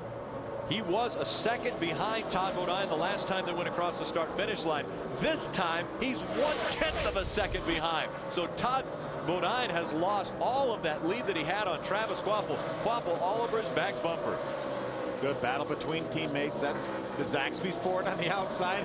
John Wood going to split the defense there on the inside. Remember, John Wood had that trouble on pit road just a couple cautions ago. Now he has fought his way back into a top 5 position. I'm thinking Buddy Lazier right now is going, whoa, what is going on with this? They just passed me on both sides. There's Stacy Compton. Again, just in front of John Wood in that number 21. Right? It seems like he's got a pretty good truck. Well, and he said whenever they came in and had that problem with pulling over the hose, he said, you know what? It just wouldn't be a truck race for our team if we didn't have a little bit of controversy to try to overcome. Seems like it's been that way since Woody got back here, but he is really wheeling that thing on his way back up there. Good battle between he and Compton. Adam? And we're going to have a battle for second in the not too distant future. That because Johnny Benson is coming after starting 22nd. He has had no problems driving through the field. In fact, if you look at it on your monitor, he's driven around Travis Kvapil and closing on leader Todd Bodine. He's been dead silent on the radio. This is the same truck that was so dominant at Gateway, and he looks very good here tonight. I tell you, even making that pass on the 6 as Travis Kvapil, Johnny Benson had the fastest lap time of anybody on the racetrack that time. Johnny Benson now setting his sights on the 30 of Todd Bodine. So it's 2 Toyotas running 1 and 2. Todd Bodine, Johnny Benson, and then 3 Fords in a row. Travis Kvapil, John Wood, and Stacy Compton rounding out our top 5. Benson looking like the strong truck now, as we have closed in on the halfway point of this race. Todd Bodine, Johnny Benson, 1 and 2. Coverage of the NASCAR Craftsman Truck Series on Speed is brought to you by the official tools of NASCAR. Craftsman, by Fastenal, we get it right. And by Dodge. Live life to the fullest. Dodge. Grab life. Green flag racing continuing from Las Vegas Motor Speedway, and out in front of the field now it is Johnny Benson, and that number 23. And we talked about how strong his truck is, Phil. It sure is. He just drove up on Todd Bodine, moved to the inside, coming off turn number 2, and drove right by him. Half a second lead now Benson has over Todd Bodine. Travis Kvapil has dropped back to 3rd. John Wood in 4th, and Stacy Compton in the top 5. Stacy Compton really impressive after not changing tires on that first stop. Absolutely, and that's what all the crew chiefs and the drivers in the garage area were saying, that this tire is so hard, but it doesn't give up. It keeps running fast lap times. Would you see this as being the opportunity for them later on to not do a tire change this next stop? That may be some of the talk down in the garage or on pit road. This is how the pass for the lead took place. You see Johnny on the inside of the racetrack hugging that white line. Todd a little bit late getting back to the throttle. Johnny on the throttle quick, pulls up right beside him, going down the back straightaway, and just going to drive into turn number 3 with the lead. Coming up on the halfway point, we've completed 75 of the expected 146 laps. Johnny Benson out in front. We've had 6 lead changes between 5 different drivers, only 3 cautions for 11 laps, and 1 truck is officially out of the race. Adam, has he said anything? That's Johnny Benson out in front. Has he said anything on the radio? He had not said anything on the radio, Rick, till he took the lead. That's when he came on, said to Trip Bruce, his crew chief, make sure and let me know what my lap times are. I'm going to back off a little bit and take care of my tires, perhaps setting up a 2 or no tire stop on that final stop of the evening. It remains to be seen, but Johnny Benson feeling very good about his race truck right now, Ray. Well, and Adam, here's the thing that everybody's discussing on my end. It's exactly what lap this caution might come at. See, here's the situation. We can go about 65 laps on a set of tires here on a fuel run, and they know that we stopped the first time on lap 32. If we get all the way to 90, you're right, they very well may go no tires or go with 2 tires. But if we were to get a caution right now, it's going to take you that much fuel to put in the truck that you might as well make a change on tires. Now, most of the guys also on my end, everybody are out of stickers down here. So most people have scuffed tires ready to put on if they do decide indeed to change them. The 21 of John Wood now has taken over the 3rd position from Travis Kvapil. And the reason a lot of the guys down on pit road don't have stickers is they felt like they needed to scuff these tires. A lot of scuffing of tires went on. That way they could pick their sets and know which tires they wanted to put on when. in practice, a lot of the teams realized that they weren't as quick on sticker tires as they were on the scuff tires. So a lot of the teams went ahead and just scuffed all the sets of tires they had. And look at Stacy Compton. He never even changed tires. We're 78 laps into this race, and he's still running in the top 5. Still running competitive lap times, 31:87 the last time he went by, and third place John Wood ran a 31:86. So very competitive lap times for Stacy Compton, and again, he did not change tires on that first stop. John Wood is right. Look at John Wood right behind that second place truck and going to drive by him on the inside. Todd Bodine moves up the racetrack. John Wood moves right on by, but Todd Bodine says, whoa, wait a second. This is a race for position here. I don't want to give up so quick. I'm going to tell you, that 21 truck is really, really good right now. He may have something for the 23 of Johnny Benson, our leader. John Wood, the last time he was in victory lane was back in 2003 when he won at Martinsville. That was his second career win for John Wood, and so looking to make it 3 if he can catch up to Johnny Benson. It sure would be a nice way to celebrate that 60th anniversary of the U.S. Air Force. See Jacques Villeneuve, he has dropped a lap now. He is actually 2 laps down to the field, running in the 25th position. 1 lap down on the field, excuse me. Remember, Jacques has that damage from that earlier incident when the 16 of Brian Scott got sideways right in front of him. See a little bit of the tape on the front end of that truck. And again, he and Buddy Lazier looking to just really log some lap times here, log the seat time, so they can get a better feel for what's going on. Jacques will be running 7 races in the remaining 2007 season, and a big race coming up at Talladega. That will be quite an experience, I would guess, for even a world racer like Jacques Villeneuve. There's Johnny Benson, our leader, right there, and Johnny, I tell you, has really brought that truck to the front. He's made some nice passes on some good trucks. Just take a look back right now. This is a battle for actually a pass for the 4th position on the number 1 of David Green. That's 4th. Johnny takes over that 4th spot with his Toyota. Now we're going to watch him take over the 3rd position from the 09 of Stacy Compton. And as we saw a few moments ago, that was the lead, the pass for the lead over the 30 of Todd Bodine. Johnny Benson up front. That progression also included going by Travis Quapple.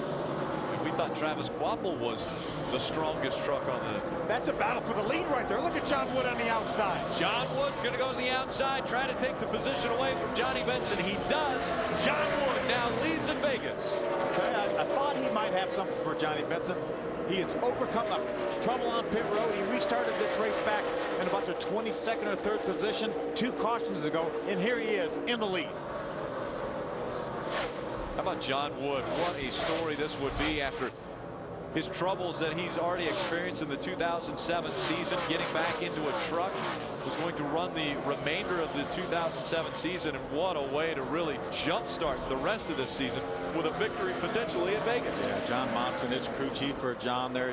A lot of success in the Craftsman Truck Series. They won races together back at Roush a few years ago. So there's a battle right there. There's Johnny Benson, the 23. That we have the lap truck of Tim Sauter, the 07, right between he and Todd Bodine. The caution flag is out. There's Chad McCumbee right there. I wonder if he was involved. Brendan Gaughan going very just past hard the start-finish line. Into the wall, folks. You see the damage on the right side of that. That had to have happened when he came out of turn number 4. He's just going to go straight to the garage area. Brendan knows how hard that truck hit. Yeah, what a tough break for Brendan Gaughan, the South Point team, right here at home. Disappointment, I'm sure, for everyone involved. We see the sticker on the bar here, Michael's. It's a restaurant there at South Point Casino and Hotel. Tremendous restaurant, by the way. Absolutely. But a disappointing night for Brendan Gaughan, looking to really have a big day. See Buzzy making his way over there to make sure that Brendan's okay. He's just going to try to catch his breath here. Let's take another look at what took place. Here's Brendan going in turn number 3. See him running the high line. Back in the throttle. Again, that right front tire blowing on the South Point Chevrolet and hard into the wall in turn 4. Yeah, there's another view, but you know, so much damage from that earlier blown right front tire that, you know, there could have been something rubbing it, you know, did so much damage to the bodywork and the fender braces and things like that. But what a horrible break here. Guys are getting ready on pit road here. There's John Wood's pit crew right there. The Air Force guys, and there's JB's certified used vehicles by Toyota pit crew. Phil, we thought about 60 to 65 laps was going to be the window. Again, this is a 146 lap race, and that means we are 60 laps from the end. This will do it. This will do it. Could be the final stop here for all of our trucks coming onto pit road, and it's going to be led by John Wood in that number 21. They do not want to have any mistakes this time as they come on to pit road. John Wood leads Johnny Benson, Todd Bodine, Travis Kvapil, and Stacy Compton. They are our top 5 that will make their way onto pit road. This is the money stop right here. This is when the guys want to get it done and get their driver out first. Adam. And guys, pit road is where the drivers are coming now, but they will not get service. The pit lane is actually closed. They're coming down pit road to avoid the cleanup in turn 4. So these guys driving down the pit lane, they will not get service until the pit lane is actually open, perhaps the next time around. Seeing it closed, but the trucks will always follow the pace vehicle. Wherever the pace vehicle goes, the trucks will always go behind it. And so the pace vehicle, driven by Randy Kaiser, made his way onto pit road so that they would avoid any of the safety crews that are working in turn number 4.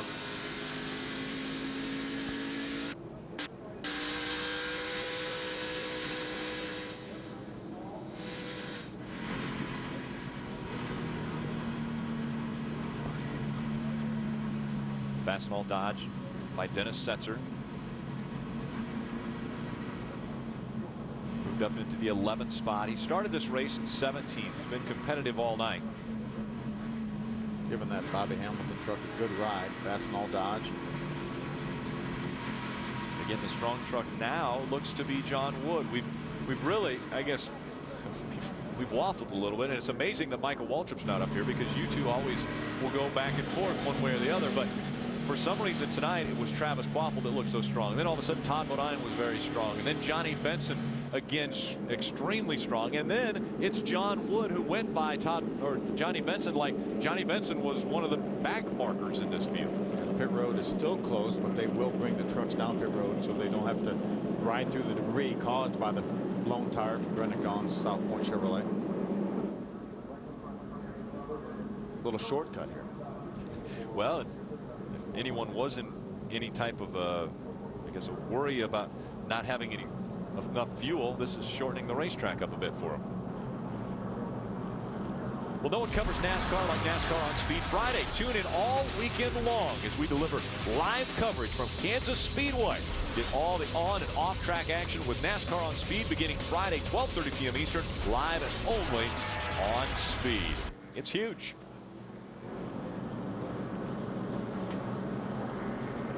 Speaking of huge, our next race will be in Talladega, and that coverage is going to be huge. From 12 to 12, wall to wall to midnight, wall to wall coverage, everything going on at the racetrack at Talladega. And again, that's always an exciting race, measuring up obviously to the races that we've seen here at Las Vegas.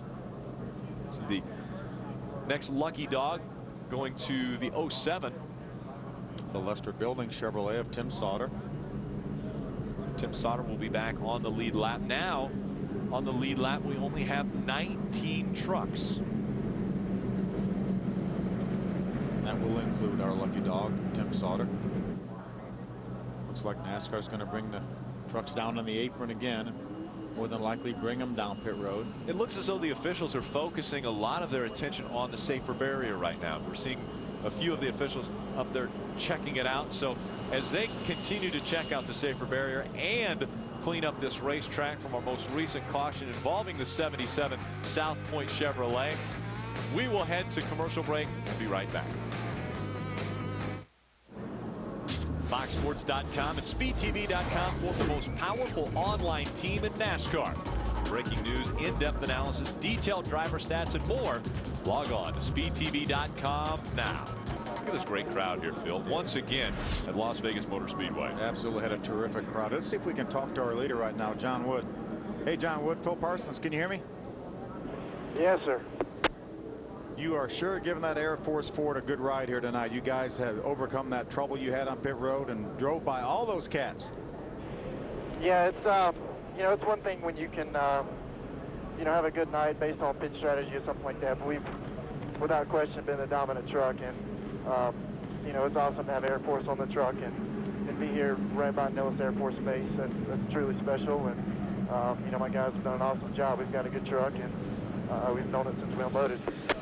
Well, we've seen you win in this truck series before, John. You've got a couple wins here. It'd be nice to make it number 3 tonight.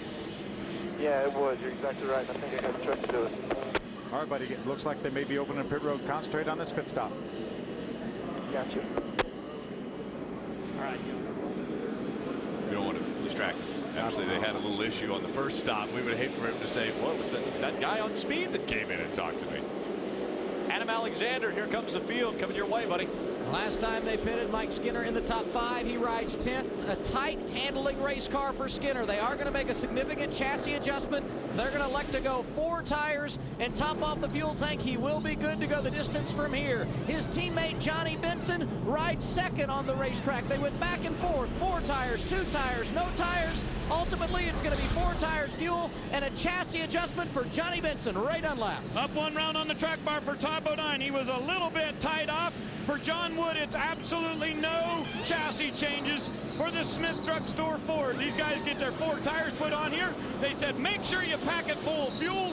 The 21 will be the very first guy off pit road. Travis Quapple with a good stop. He'll roll out 2nd. Tight race between Quapple and the 23 of Johnny Benson when they left pit road. So we'll shake out how they came off of pit road when we get back to Vegas.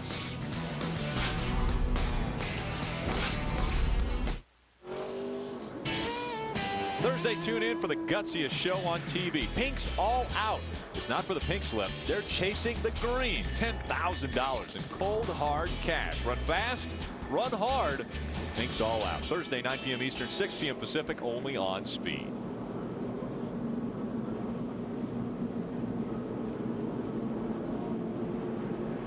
Some close calls on the racetrack, but also a close call right here on pit road. Take a look at this with Josh Wise.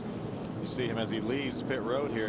He's in a bad angle. He had to drive around another truck, but as he gets in the throttle, he gets that back of that truck spinning and bounces off a couple of his own guys, but it looks like they stayed on their feet and stayed in this thing. Josh Wise back in the seat. Double 0. Last time he was in it, it was Gateway. Adam Alexander.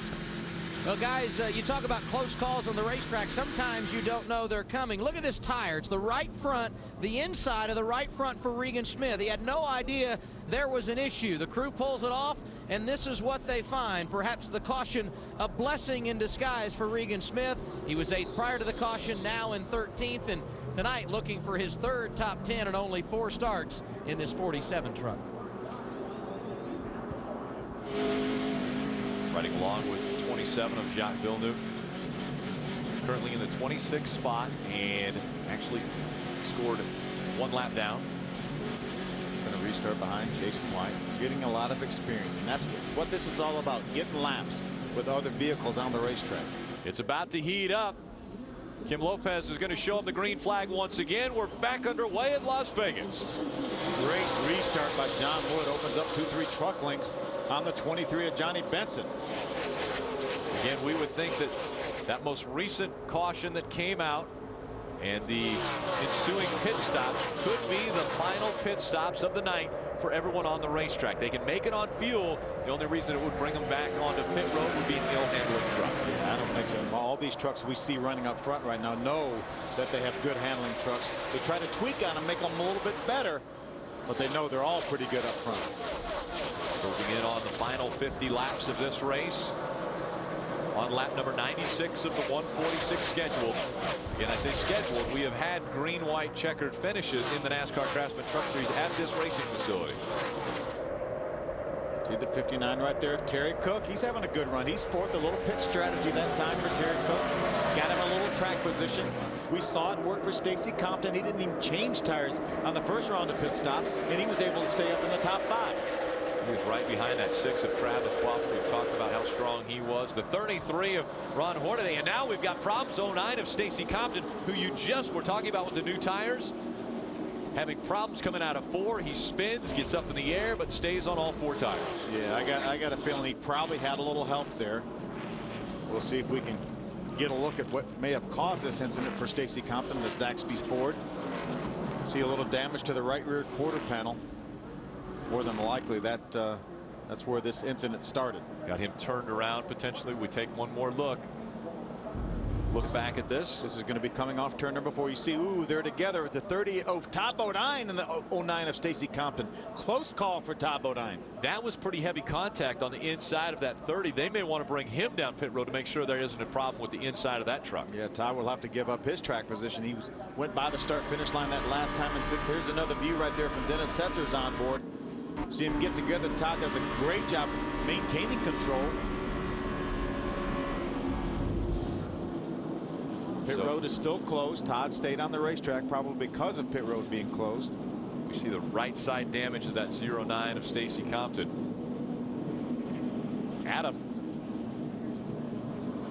And you guys are talking about Stacy Compton and that right side damage, and that's exactly what Compton said on the radio. He said, Bodine got into my right front. That's what you need to check out when I come down pit road. Now, spotters are checking to try and see if they can tell what extent the damage is, because the crew can't see it being on this side of the race truck as he goes down the front straightaway. But Compton will pit once the pit lane is open.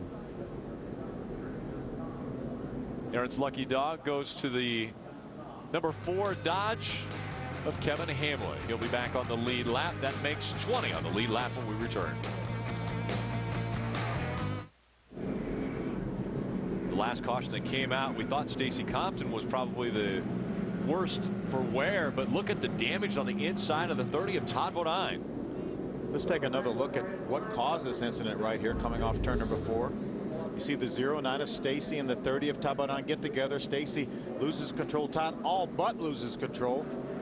Quite a bit of damage to the left side of that 30 Toyota. Stacy Compton's back wheels came completely off the ground.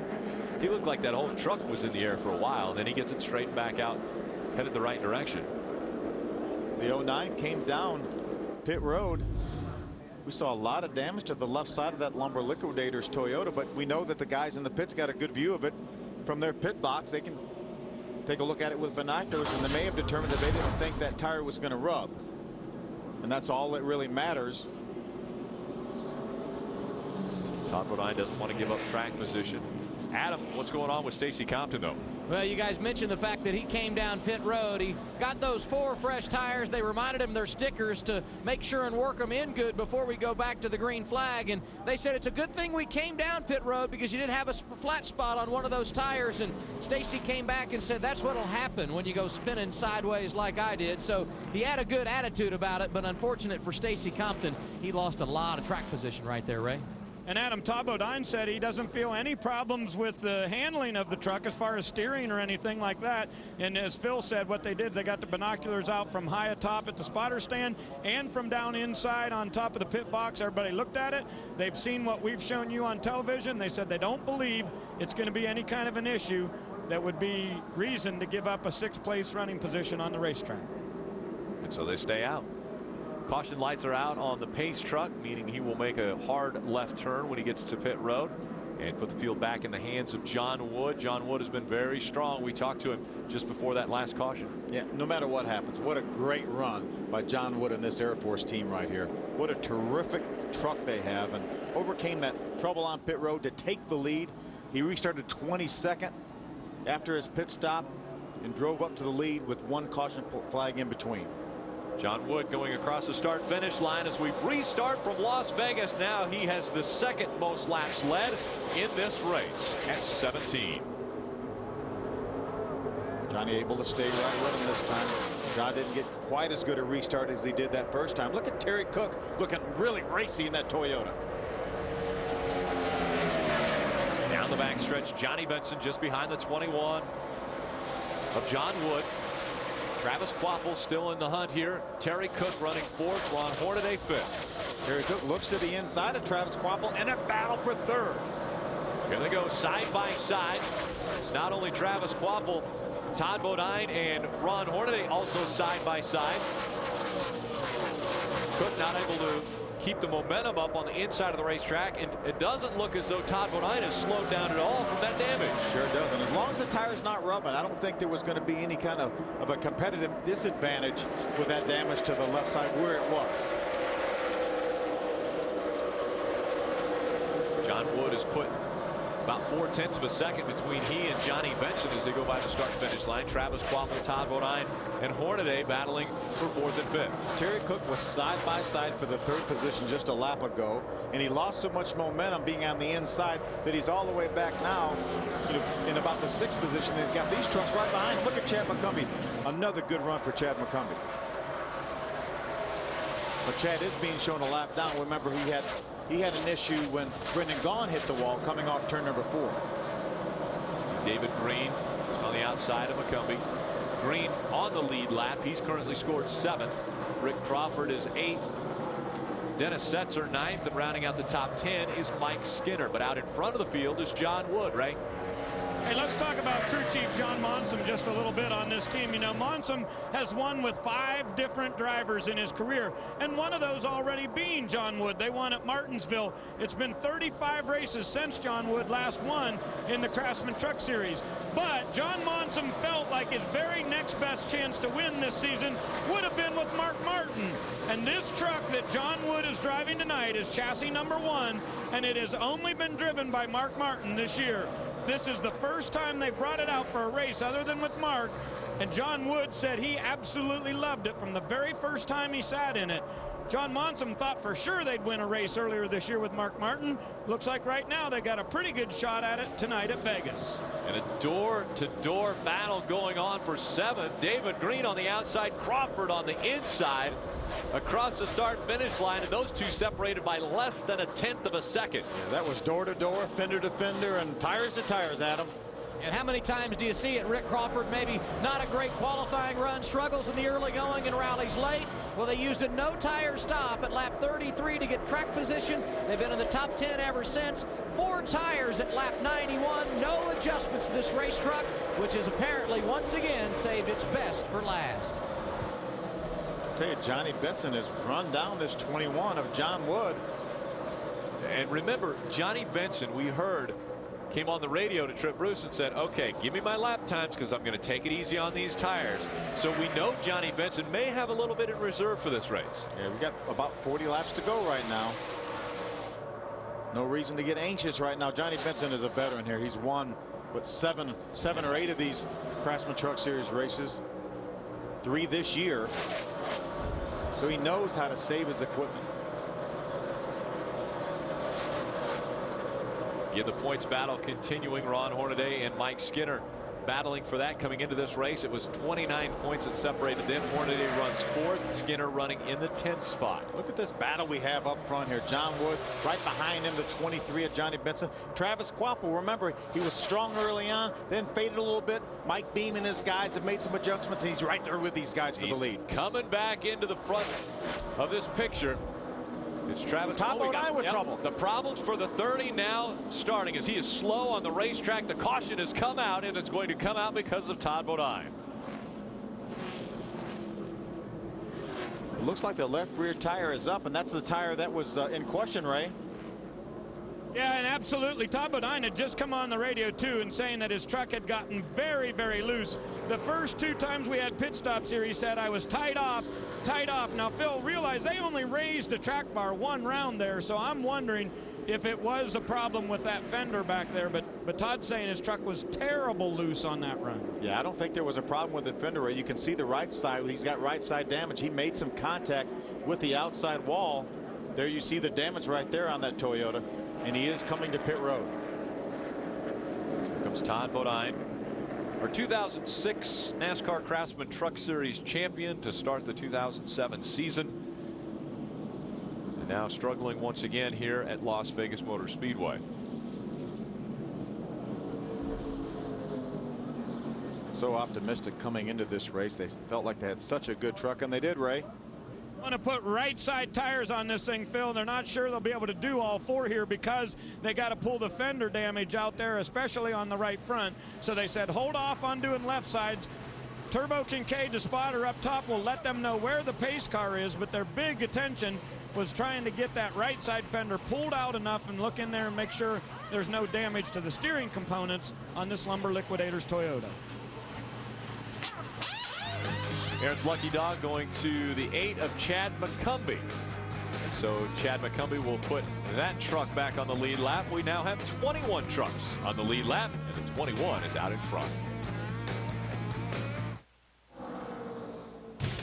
Next time the NASCAR Craftsman Truck Series hits the high banks, it will be Talladega live, and that takes place October 6th.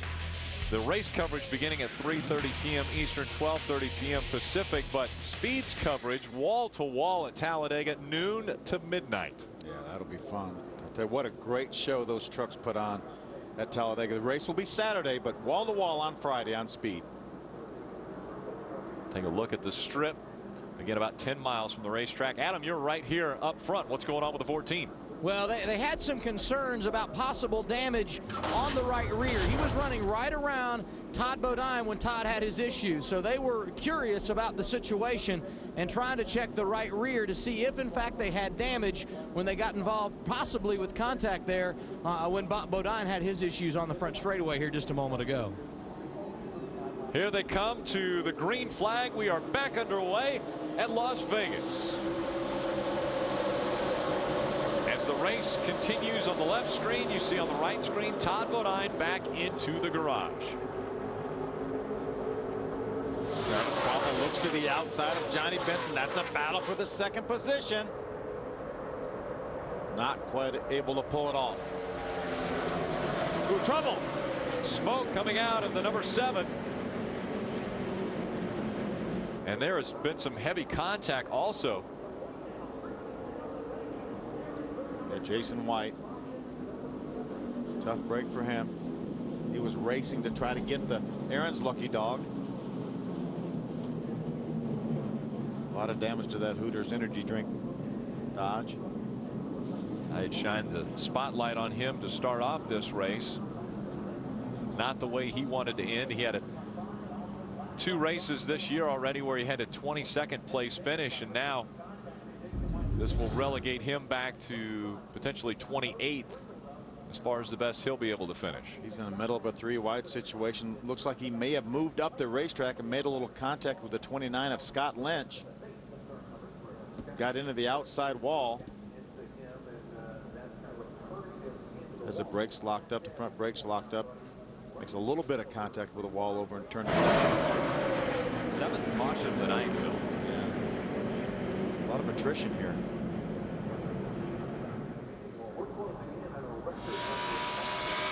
Take another look, riding along with Josh Wise.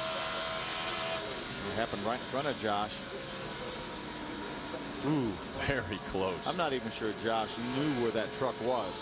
He saw the smoke. He saw the truck in front of him. He stayed right on his tailgate and was able to get by that 7. And Ray, I believe you caught up with our most recent driver that we talk about attrition. Yeah, and it's a little weird. Tied off most of the night, Todd, and then all of a sudden I heard you say loose. What happened? Made some adjustments that didn't work. Just got really loose, and I buzzed it loose one time catching those guys, and it never came back, and I was just hanging on. And evidently Rick Spotter didn't tell him I was out there. Something, I don't know. He just run me up in the wall. You know, I should have got out of there. Should have known better. But first DNF in a long time for this team, and we had a great truck. The Lumber Liquidators Thunder was really fast. Got behind those guys in the pit stop, but I think we had something for them. Well, they've assessed the damage down here. Looks like a steering box problem, and some of that damage on the right front is a little bit more severe than they had thought at the beginning. They've got the crash card out. They're going to begin working on this thing, but with this few number of laps left, I'm not sure that the 30 will be back on the racetrack. Just 32 laps remain in this race. Aaron's lucky dog going to the 40 of Chad Chaffin. So Chad Chaffin will be back on the lead lap. That will put 21 trucks back on the lead lap racing for the win tonight.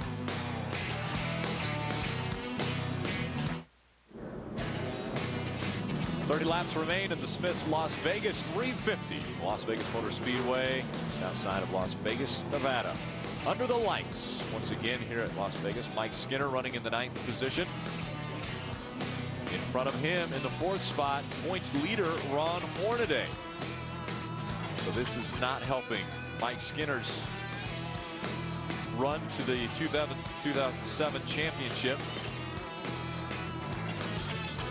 That's the problem. The 33 of Ron Hornaday, our point leader, is in front of him. As you mentioned, Ron's in the 4th position. Mike Skinner back in 9th. If the race were to end right now, this is how the points would shape up, with Hornaday with a 46-point edge right now on Mike Skinner. But I'm telling you, this thing is going to go right down to the wire. And this race is far from over as well.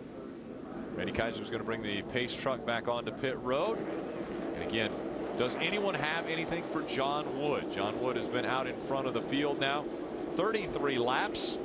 He's in front of Johnny Benson. Benson was holding back earlier. The green flag back out, and we're back underway. I'm telling you, it really looked like John was a little more vulnerable that last run after that previous caution flag. Johnny was able to stay right with him, as well as the 6 of Travis Kvapil.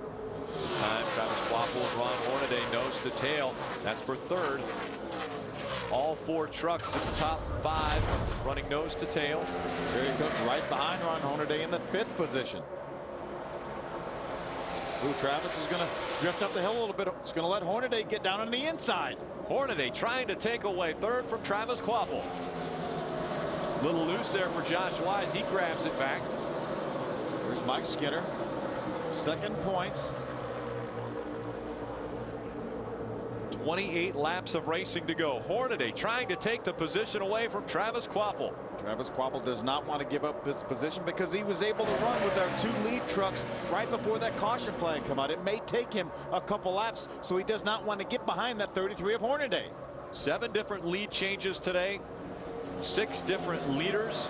3 wide around the Las Vegas Motor Speedway. Right across the start-finish line. 3 wide. Mike Skinner, there's Josh Wise in the middle. Jacques Villeneuve was on the inside of that 3 wide battle. Throw a blanket over those 3 trucks as they cross the start-finish line, and now they've spread out a bit on the backstretch. Yeah, there's the 88 of Matt Crafton. We haven't talked a whole lot about Matt, but he's in a battle for a top 10 spot right there.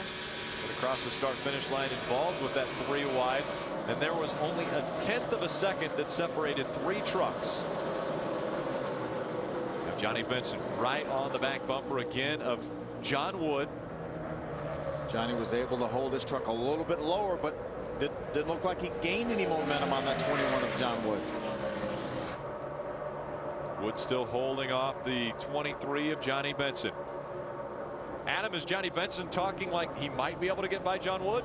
Yeah, he's been very quiet on the radio, but we speculated earlier based on a conversation he had with Trick Bruce that perhaps he was saving something in the truck. And under that last caution, he said, let me know when there's 30 to go, 20 to go, 15 to go, 10 to go, and 5 to go. Perhaps setting up a plan to reel in the 21. And if that's the case, he may not wait that long, because with 25 to go, he's closing on his bumper right now. Johnny Benson was out in front of the field for 13 laps earlier in this race. He's led laps. Todd Bodine's led laps. Obviously, John Wood out in front. Travis Kvapil's been in front. Mike Skinner was in front for 5 laps, as well as Stacy Compton. Yeah, Mike Skinner is backing up a little bit. That's a battle for the 11th position right here. Watch this now. This is just a few moments after the restart. Watch that 5 up top of your screen. Mike Skinner, he bounces off the fence. That's what caused that battle with Josh Wise. Made some pretty decent contact.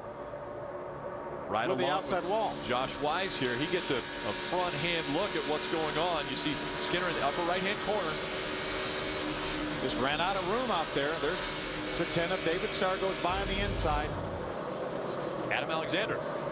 Well, and Mike Skinner has not been happy with the handling of this race truck in the last number of laps. And he came on the radio and said, I wish we could do something about it, realizing they could not come to pit road. It's been a tough evening for him. And at this stage, unless something goes drastically wrong, Phil, he's just got to stay in line, do the best he can, and take your medicine, if you will, because really there's no way they can come down pit road at this stage. No, not at all. But he did bounce off the wall, so I'm sure that has affected the handling. But what a great run by Dennis Setzer in this Fastenal Dodge. What a sight for sore eyes to see Dennis running up front like this again. Yep, Dennis Setzer taking over for Ken Schrader as Schrader is running the Cup race in Dover. And so Dennis Setzer having the opportunity. He's not tied up with any team right now. Had an opportunity to step into this Fastenal Dodge and really has given it a great run. You know, Dennis Setzer has won so many of these races. He's finished second at points 3 years, and he's basically auditioning because he does not have a regular ride, Rick, as you were talking about. And what a great job that Dennis is doing right here. And I'm telling you, he's not done, because he's been running some incredible lap times. He's one of the fastest trucks on the racetrack right now. Amazingly enough, Dennis Setzer let go from his previous ride after 17 victories, one of those coming this year. So an amazing story for Dennis Setzer is, like you mentioned, he is auditioning tonight here at Las Vegas. That's one thing I like about this series too. You know, there's such a big push for younger drivers in the Nextel Cup series and in the Busch series, but this is a series that if somebody has talent like a Johnny Benson, a Tom Bodine, they're going to get an opportunity. Travis Kvapil is going to resurrect his career here.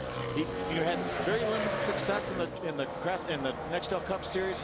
Jack Roush says, please come and drive my truck and try to win me a championship, and it's led him to another opportunity in the Nextel Cup series with Yates Racing. Travis Kvapil holding on to the third spot today. Johnny Benson's in front of him. Out in front of the field, there's the team cheering him on. It's John Wood leading the field at Vegas.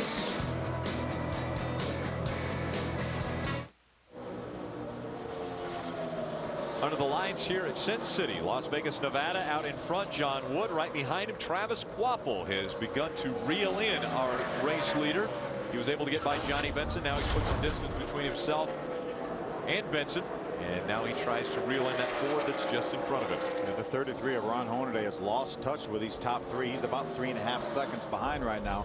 He has Terry Cook right behind him. But right now it's a battle for 3 trucks. Josh Wise looking back at Eric Darnell. Wise running 8th. Darnell trying to take that position away. Yeah, both of these trucks just got by the one of David Green to take over the 8th and 9th position. What a good run for Josh Wise. You mentioned earlier, last time he was in this truck, he finished 8th at Gateway, and right now that's where he's running. 8th once again. And here comes Kvapil. Kvapil is able to take away the position. John Wood falls to second. Travis Kvapil out front once again. How strong a truck we talked about Travis Kvapil had early on. Well, he's going to flex his muscles now with 13 laps to go. Yeah, that means that Mike Bean made the right adjustments. Travis Kvapil gave him the right feedback. He told him what this truck was doing. They made it better, and now it appears that he's got the best truck on the racetrack again. Take a look at this pass on the outside again. He did this to Johnny Benson coming out of turn number 4. Oh no, look at Ron Hornaday with problems. This is our points leader. He is on pit road. He's got a right front tire that blew, and the caution flag comes out. Talk about an amazing turn of events, Ray. I know, man. It's just crazy. Hornaday came on. He said, I feel a vibration. I feel a vibration. And boom, that right front let off. It has ripped that entire front fender off here. They're going to have to make sure they can lift up the right side of this thing to get that change, but there may be more damage than just one wheel. Yeah, he's going to definitely be out of contention. I would be shocked if he was able to make repairs and keep this truck on the lead lap. He only has to keep it on the lead lap for, well, he doesn't even have to keep it on the lead lap, really. He's got to just stay in contention with 2 drivers that are a lap down to stay in the 22nd position in this racetrack. Now, Skinner is running 11, but because Hornaday has fallen back, Hornaday now being scored 20th in the last truck on the lead lap. If he can hang on to a lead lap, Phil, though, he'd be able to finish 20th in this race. No, absolutely. That's exactly what they're hoping to be able to do. He has finished on the lead lap in 26 consecutive races. What an incredible streak for Ron Hornaday. And what an incredible season he's had. 11th is his worst finish this year. Well, it's going to change tonight. What could happen to our points battle if something like this happens? Well, Mike Skinner has got to be smiling. Mike Skinner now back in front in the points battle. 3 points back, Ron Hornaday. Good Travis Kvapil. I remember I gave him up for dead. Said he was really out of this points battle. He was going to have to make something happen, and making something happen he is. He's leading this race with both Skinner and Hornaday having trouble. A lot of tape on the front of the number 33. Let's take one more look at what's taking place. This just took place. You see the tire just doing so much damage to the right front of this truck. Yeah, we have seen that just 2 or 3 times. We're going to ride along with Dennis Setzer in the Fastenal Dodge. Let's take a look up in front of us. In front of him right there. Look like Ron Hornaday blew the tire. He never even made contact with the outside wall. That tire did all that damage to that truck. A vibration turned bad. Adam Alexander. Mike Skinner knew the caution had come out, but he didn't know why, and they came on the radio and said, you just need to keep it between the lines the rest of the night, oh buddy. And he said, why? Did something happen to Ron? They relayed the message that Hornaday had the issue with the right front tire. He talked about how bad the truck was, and he said, guys, you know what? I'm not used to running bad at this place, but we're going to get better. His optimistic attitude coming through as he realized he may be the benefactor of some misfortune of Ron Hornaday here tonight. So Mike Skinner had problems at Gateway. He lost his points lead. Now the problems are for Hornaday. Hornaday struggles. Skinner will get back up front in the points.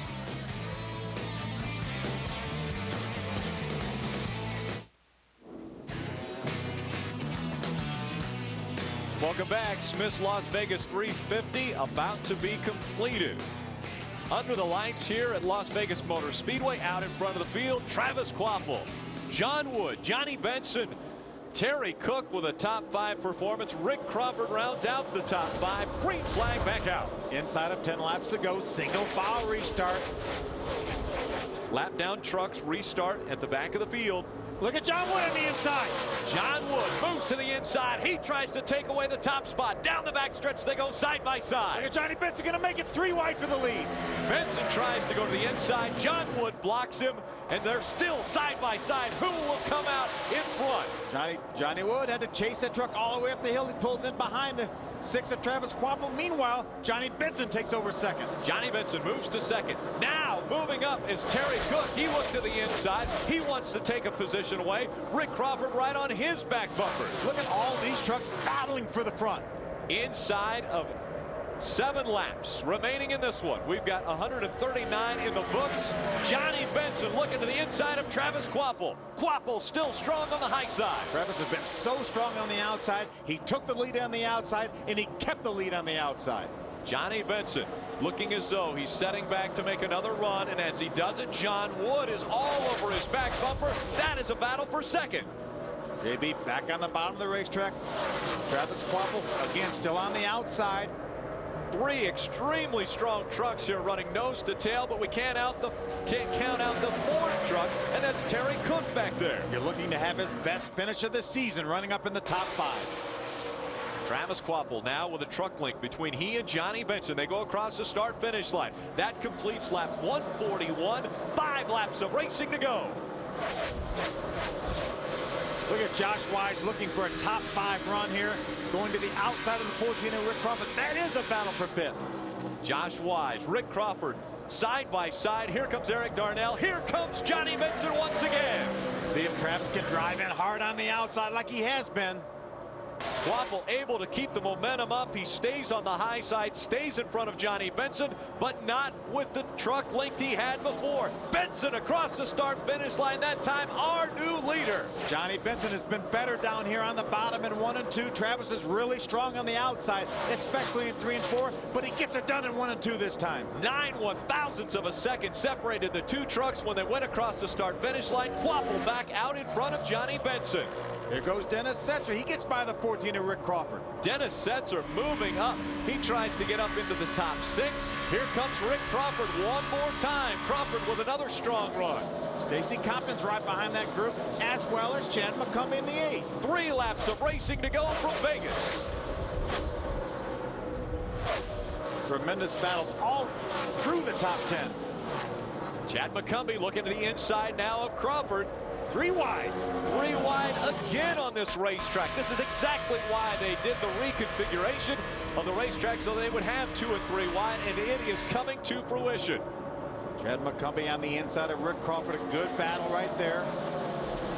2 laps of racing to go. Travis Kvapil in front of Johnny Benson. Now 0.4 of a second separate 1 and 2. Travis Kvapil with another strong performance here in the NASCAR Craftsman Truck Series. Yeah, Travis opened up a little bit of a lead right there. He's got about 6 truck lengths on the 23 of Johnny Benson. Johnny Benson looking to reel him in one more time, maybe give him just a little bit of a run for the win here tonight. Travis Kvapil wants nothing to do with it. The white flag flies. 1 lap of racing to go. Travis Kvapil has it right now, about a half a second ahead of Johnny Benson. John Wood continues to run in the 3rd position, and a great run for Terry Cook running 4th. Phil, amazing how the top 3 have spread out after they had run so close together when we restarted this race inside of 10 laps to go. Travis Kvapil, Johnny Benson, John Wood, Terry Cook, and Eric Darnell, your top 5. Travis Kvapil will win his 4th race of the 2007 season.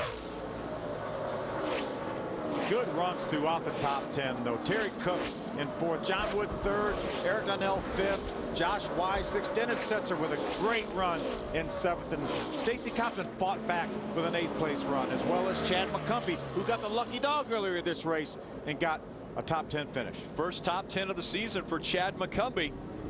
His career best was 7th coming into this, so an impressive run for McCumbee. An extremely strong race truck tonight for Travis Kvapil. Travis Kvapil was good early. They fell back a little bit through the mid portion of the race. They worked on that truck, got it better. And how about this story here, though? Mike Skinner looked like he was in trouble, finishes 13th, and Ron Hornaday has trouble. And unofficially right now, we're showing Mike Skinner with the point lead. 3 points in front of Ron Hornaday is the unofficial point totals as the fireworks begin across the back stretch right here at Las Vegas Motor Speedway. Travis Kvapil is going to celebrate in front of the flag stand. The donuts begin for the K&N Ford. He'll ask for the checkered flag. It will be handed off to him. We look at our Fastenal fast finish. Travis Kvapil, Johnny Benson, John Wood, Terry Cook, and Eric Darnell, your top 5.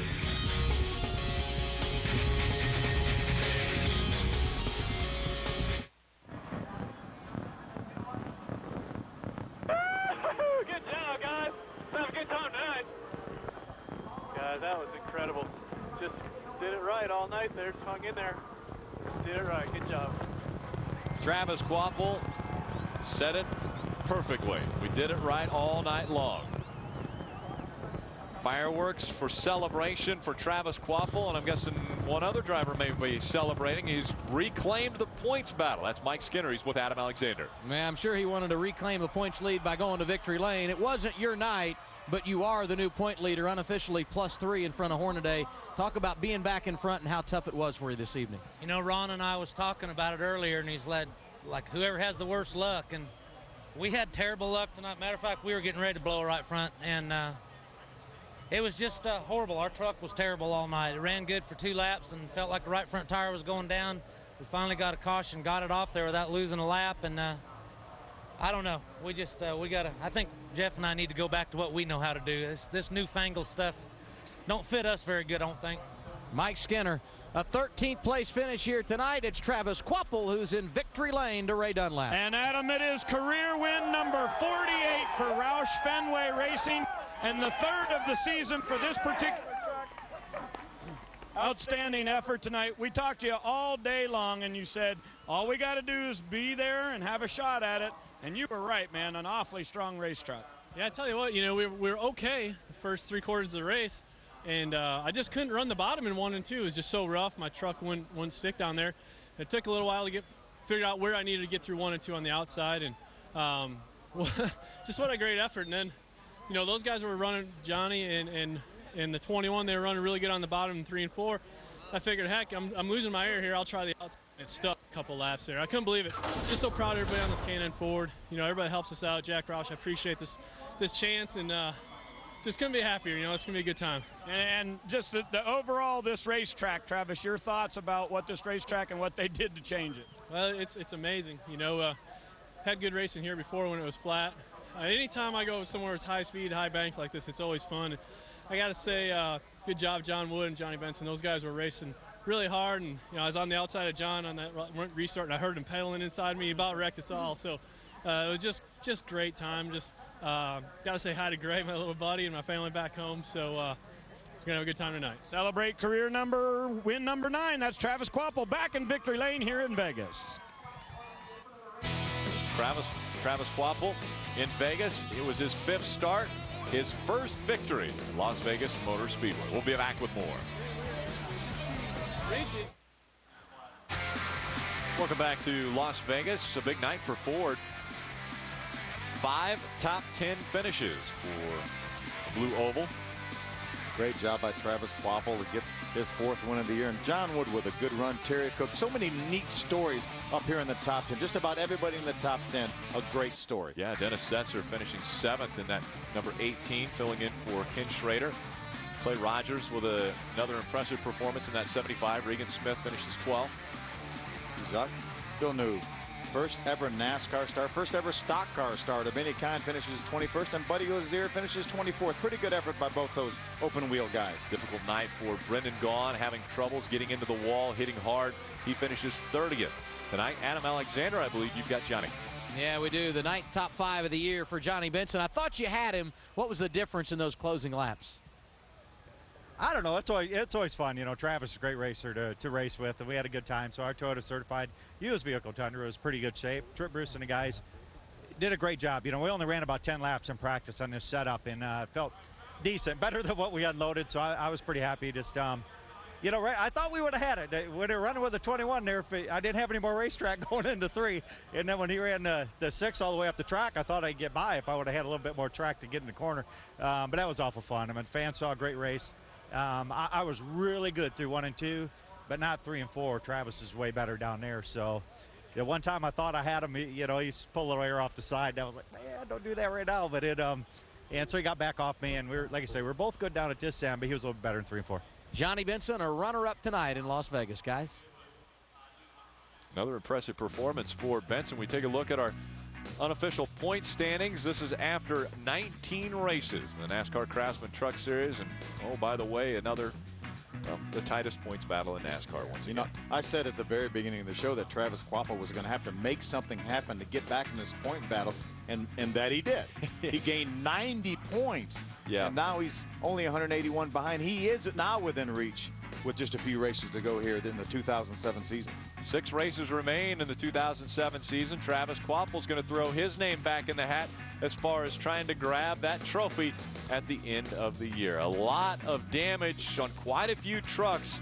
That being the points leader coming into tonight's race, Ron Hornaday. Having problems, he finishes tonight in 22nd.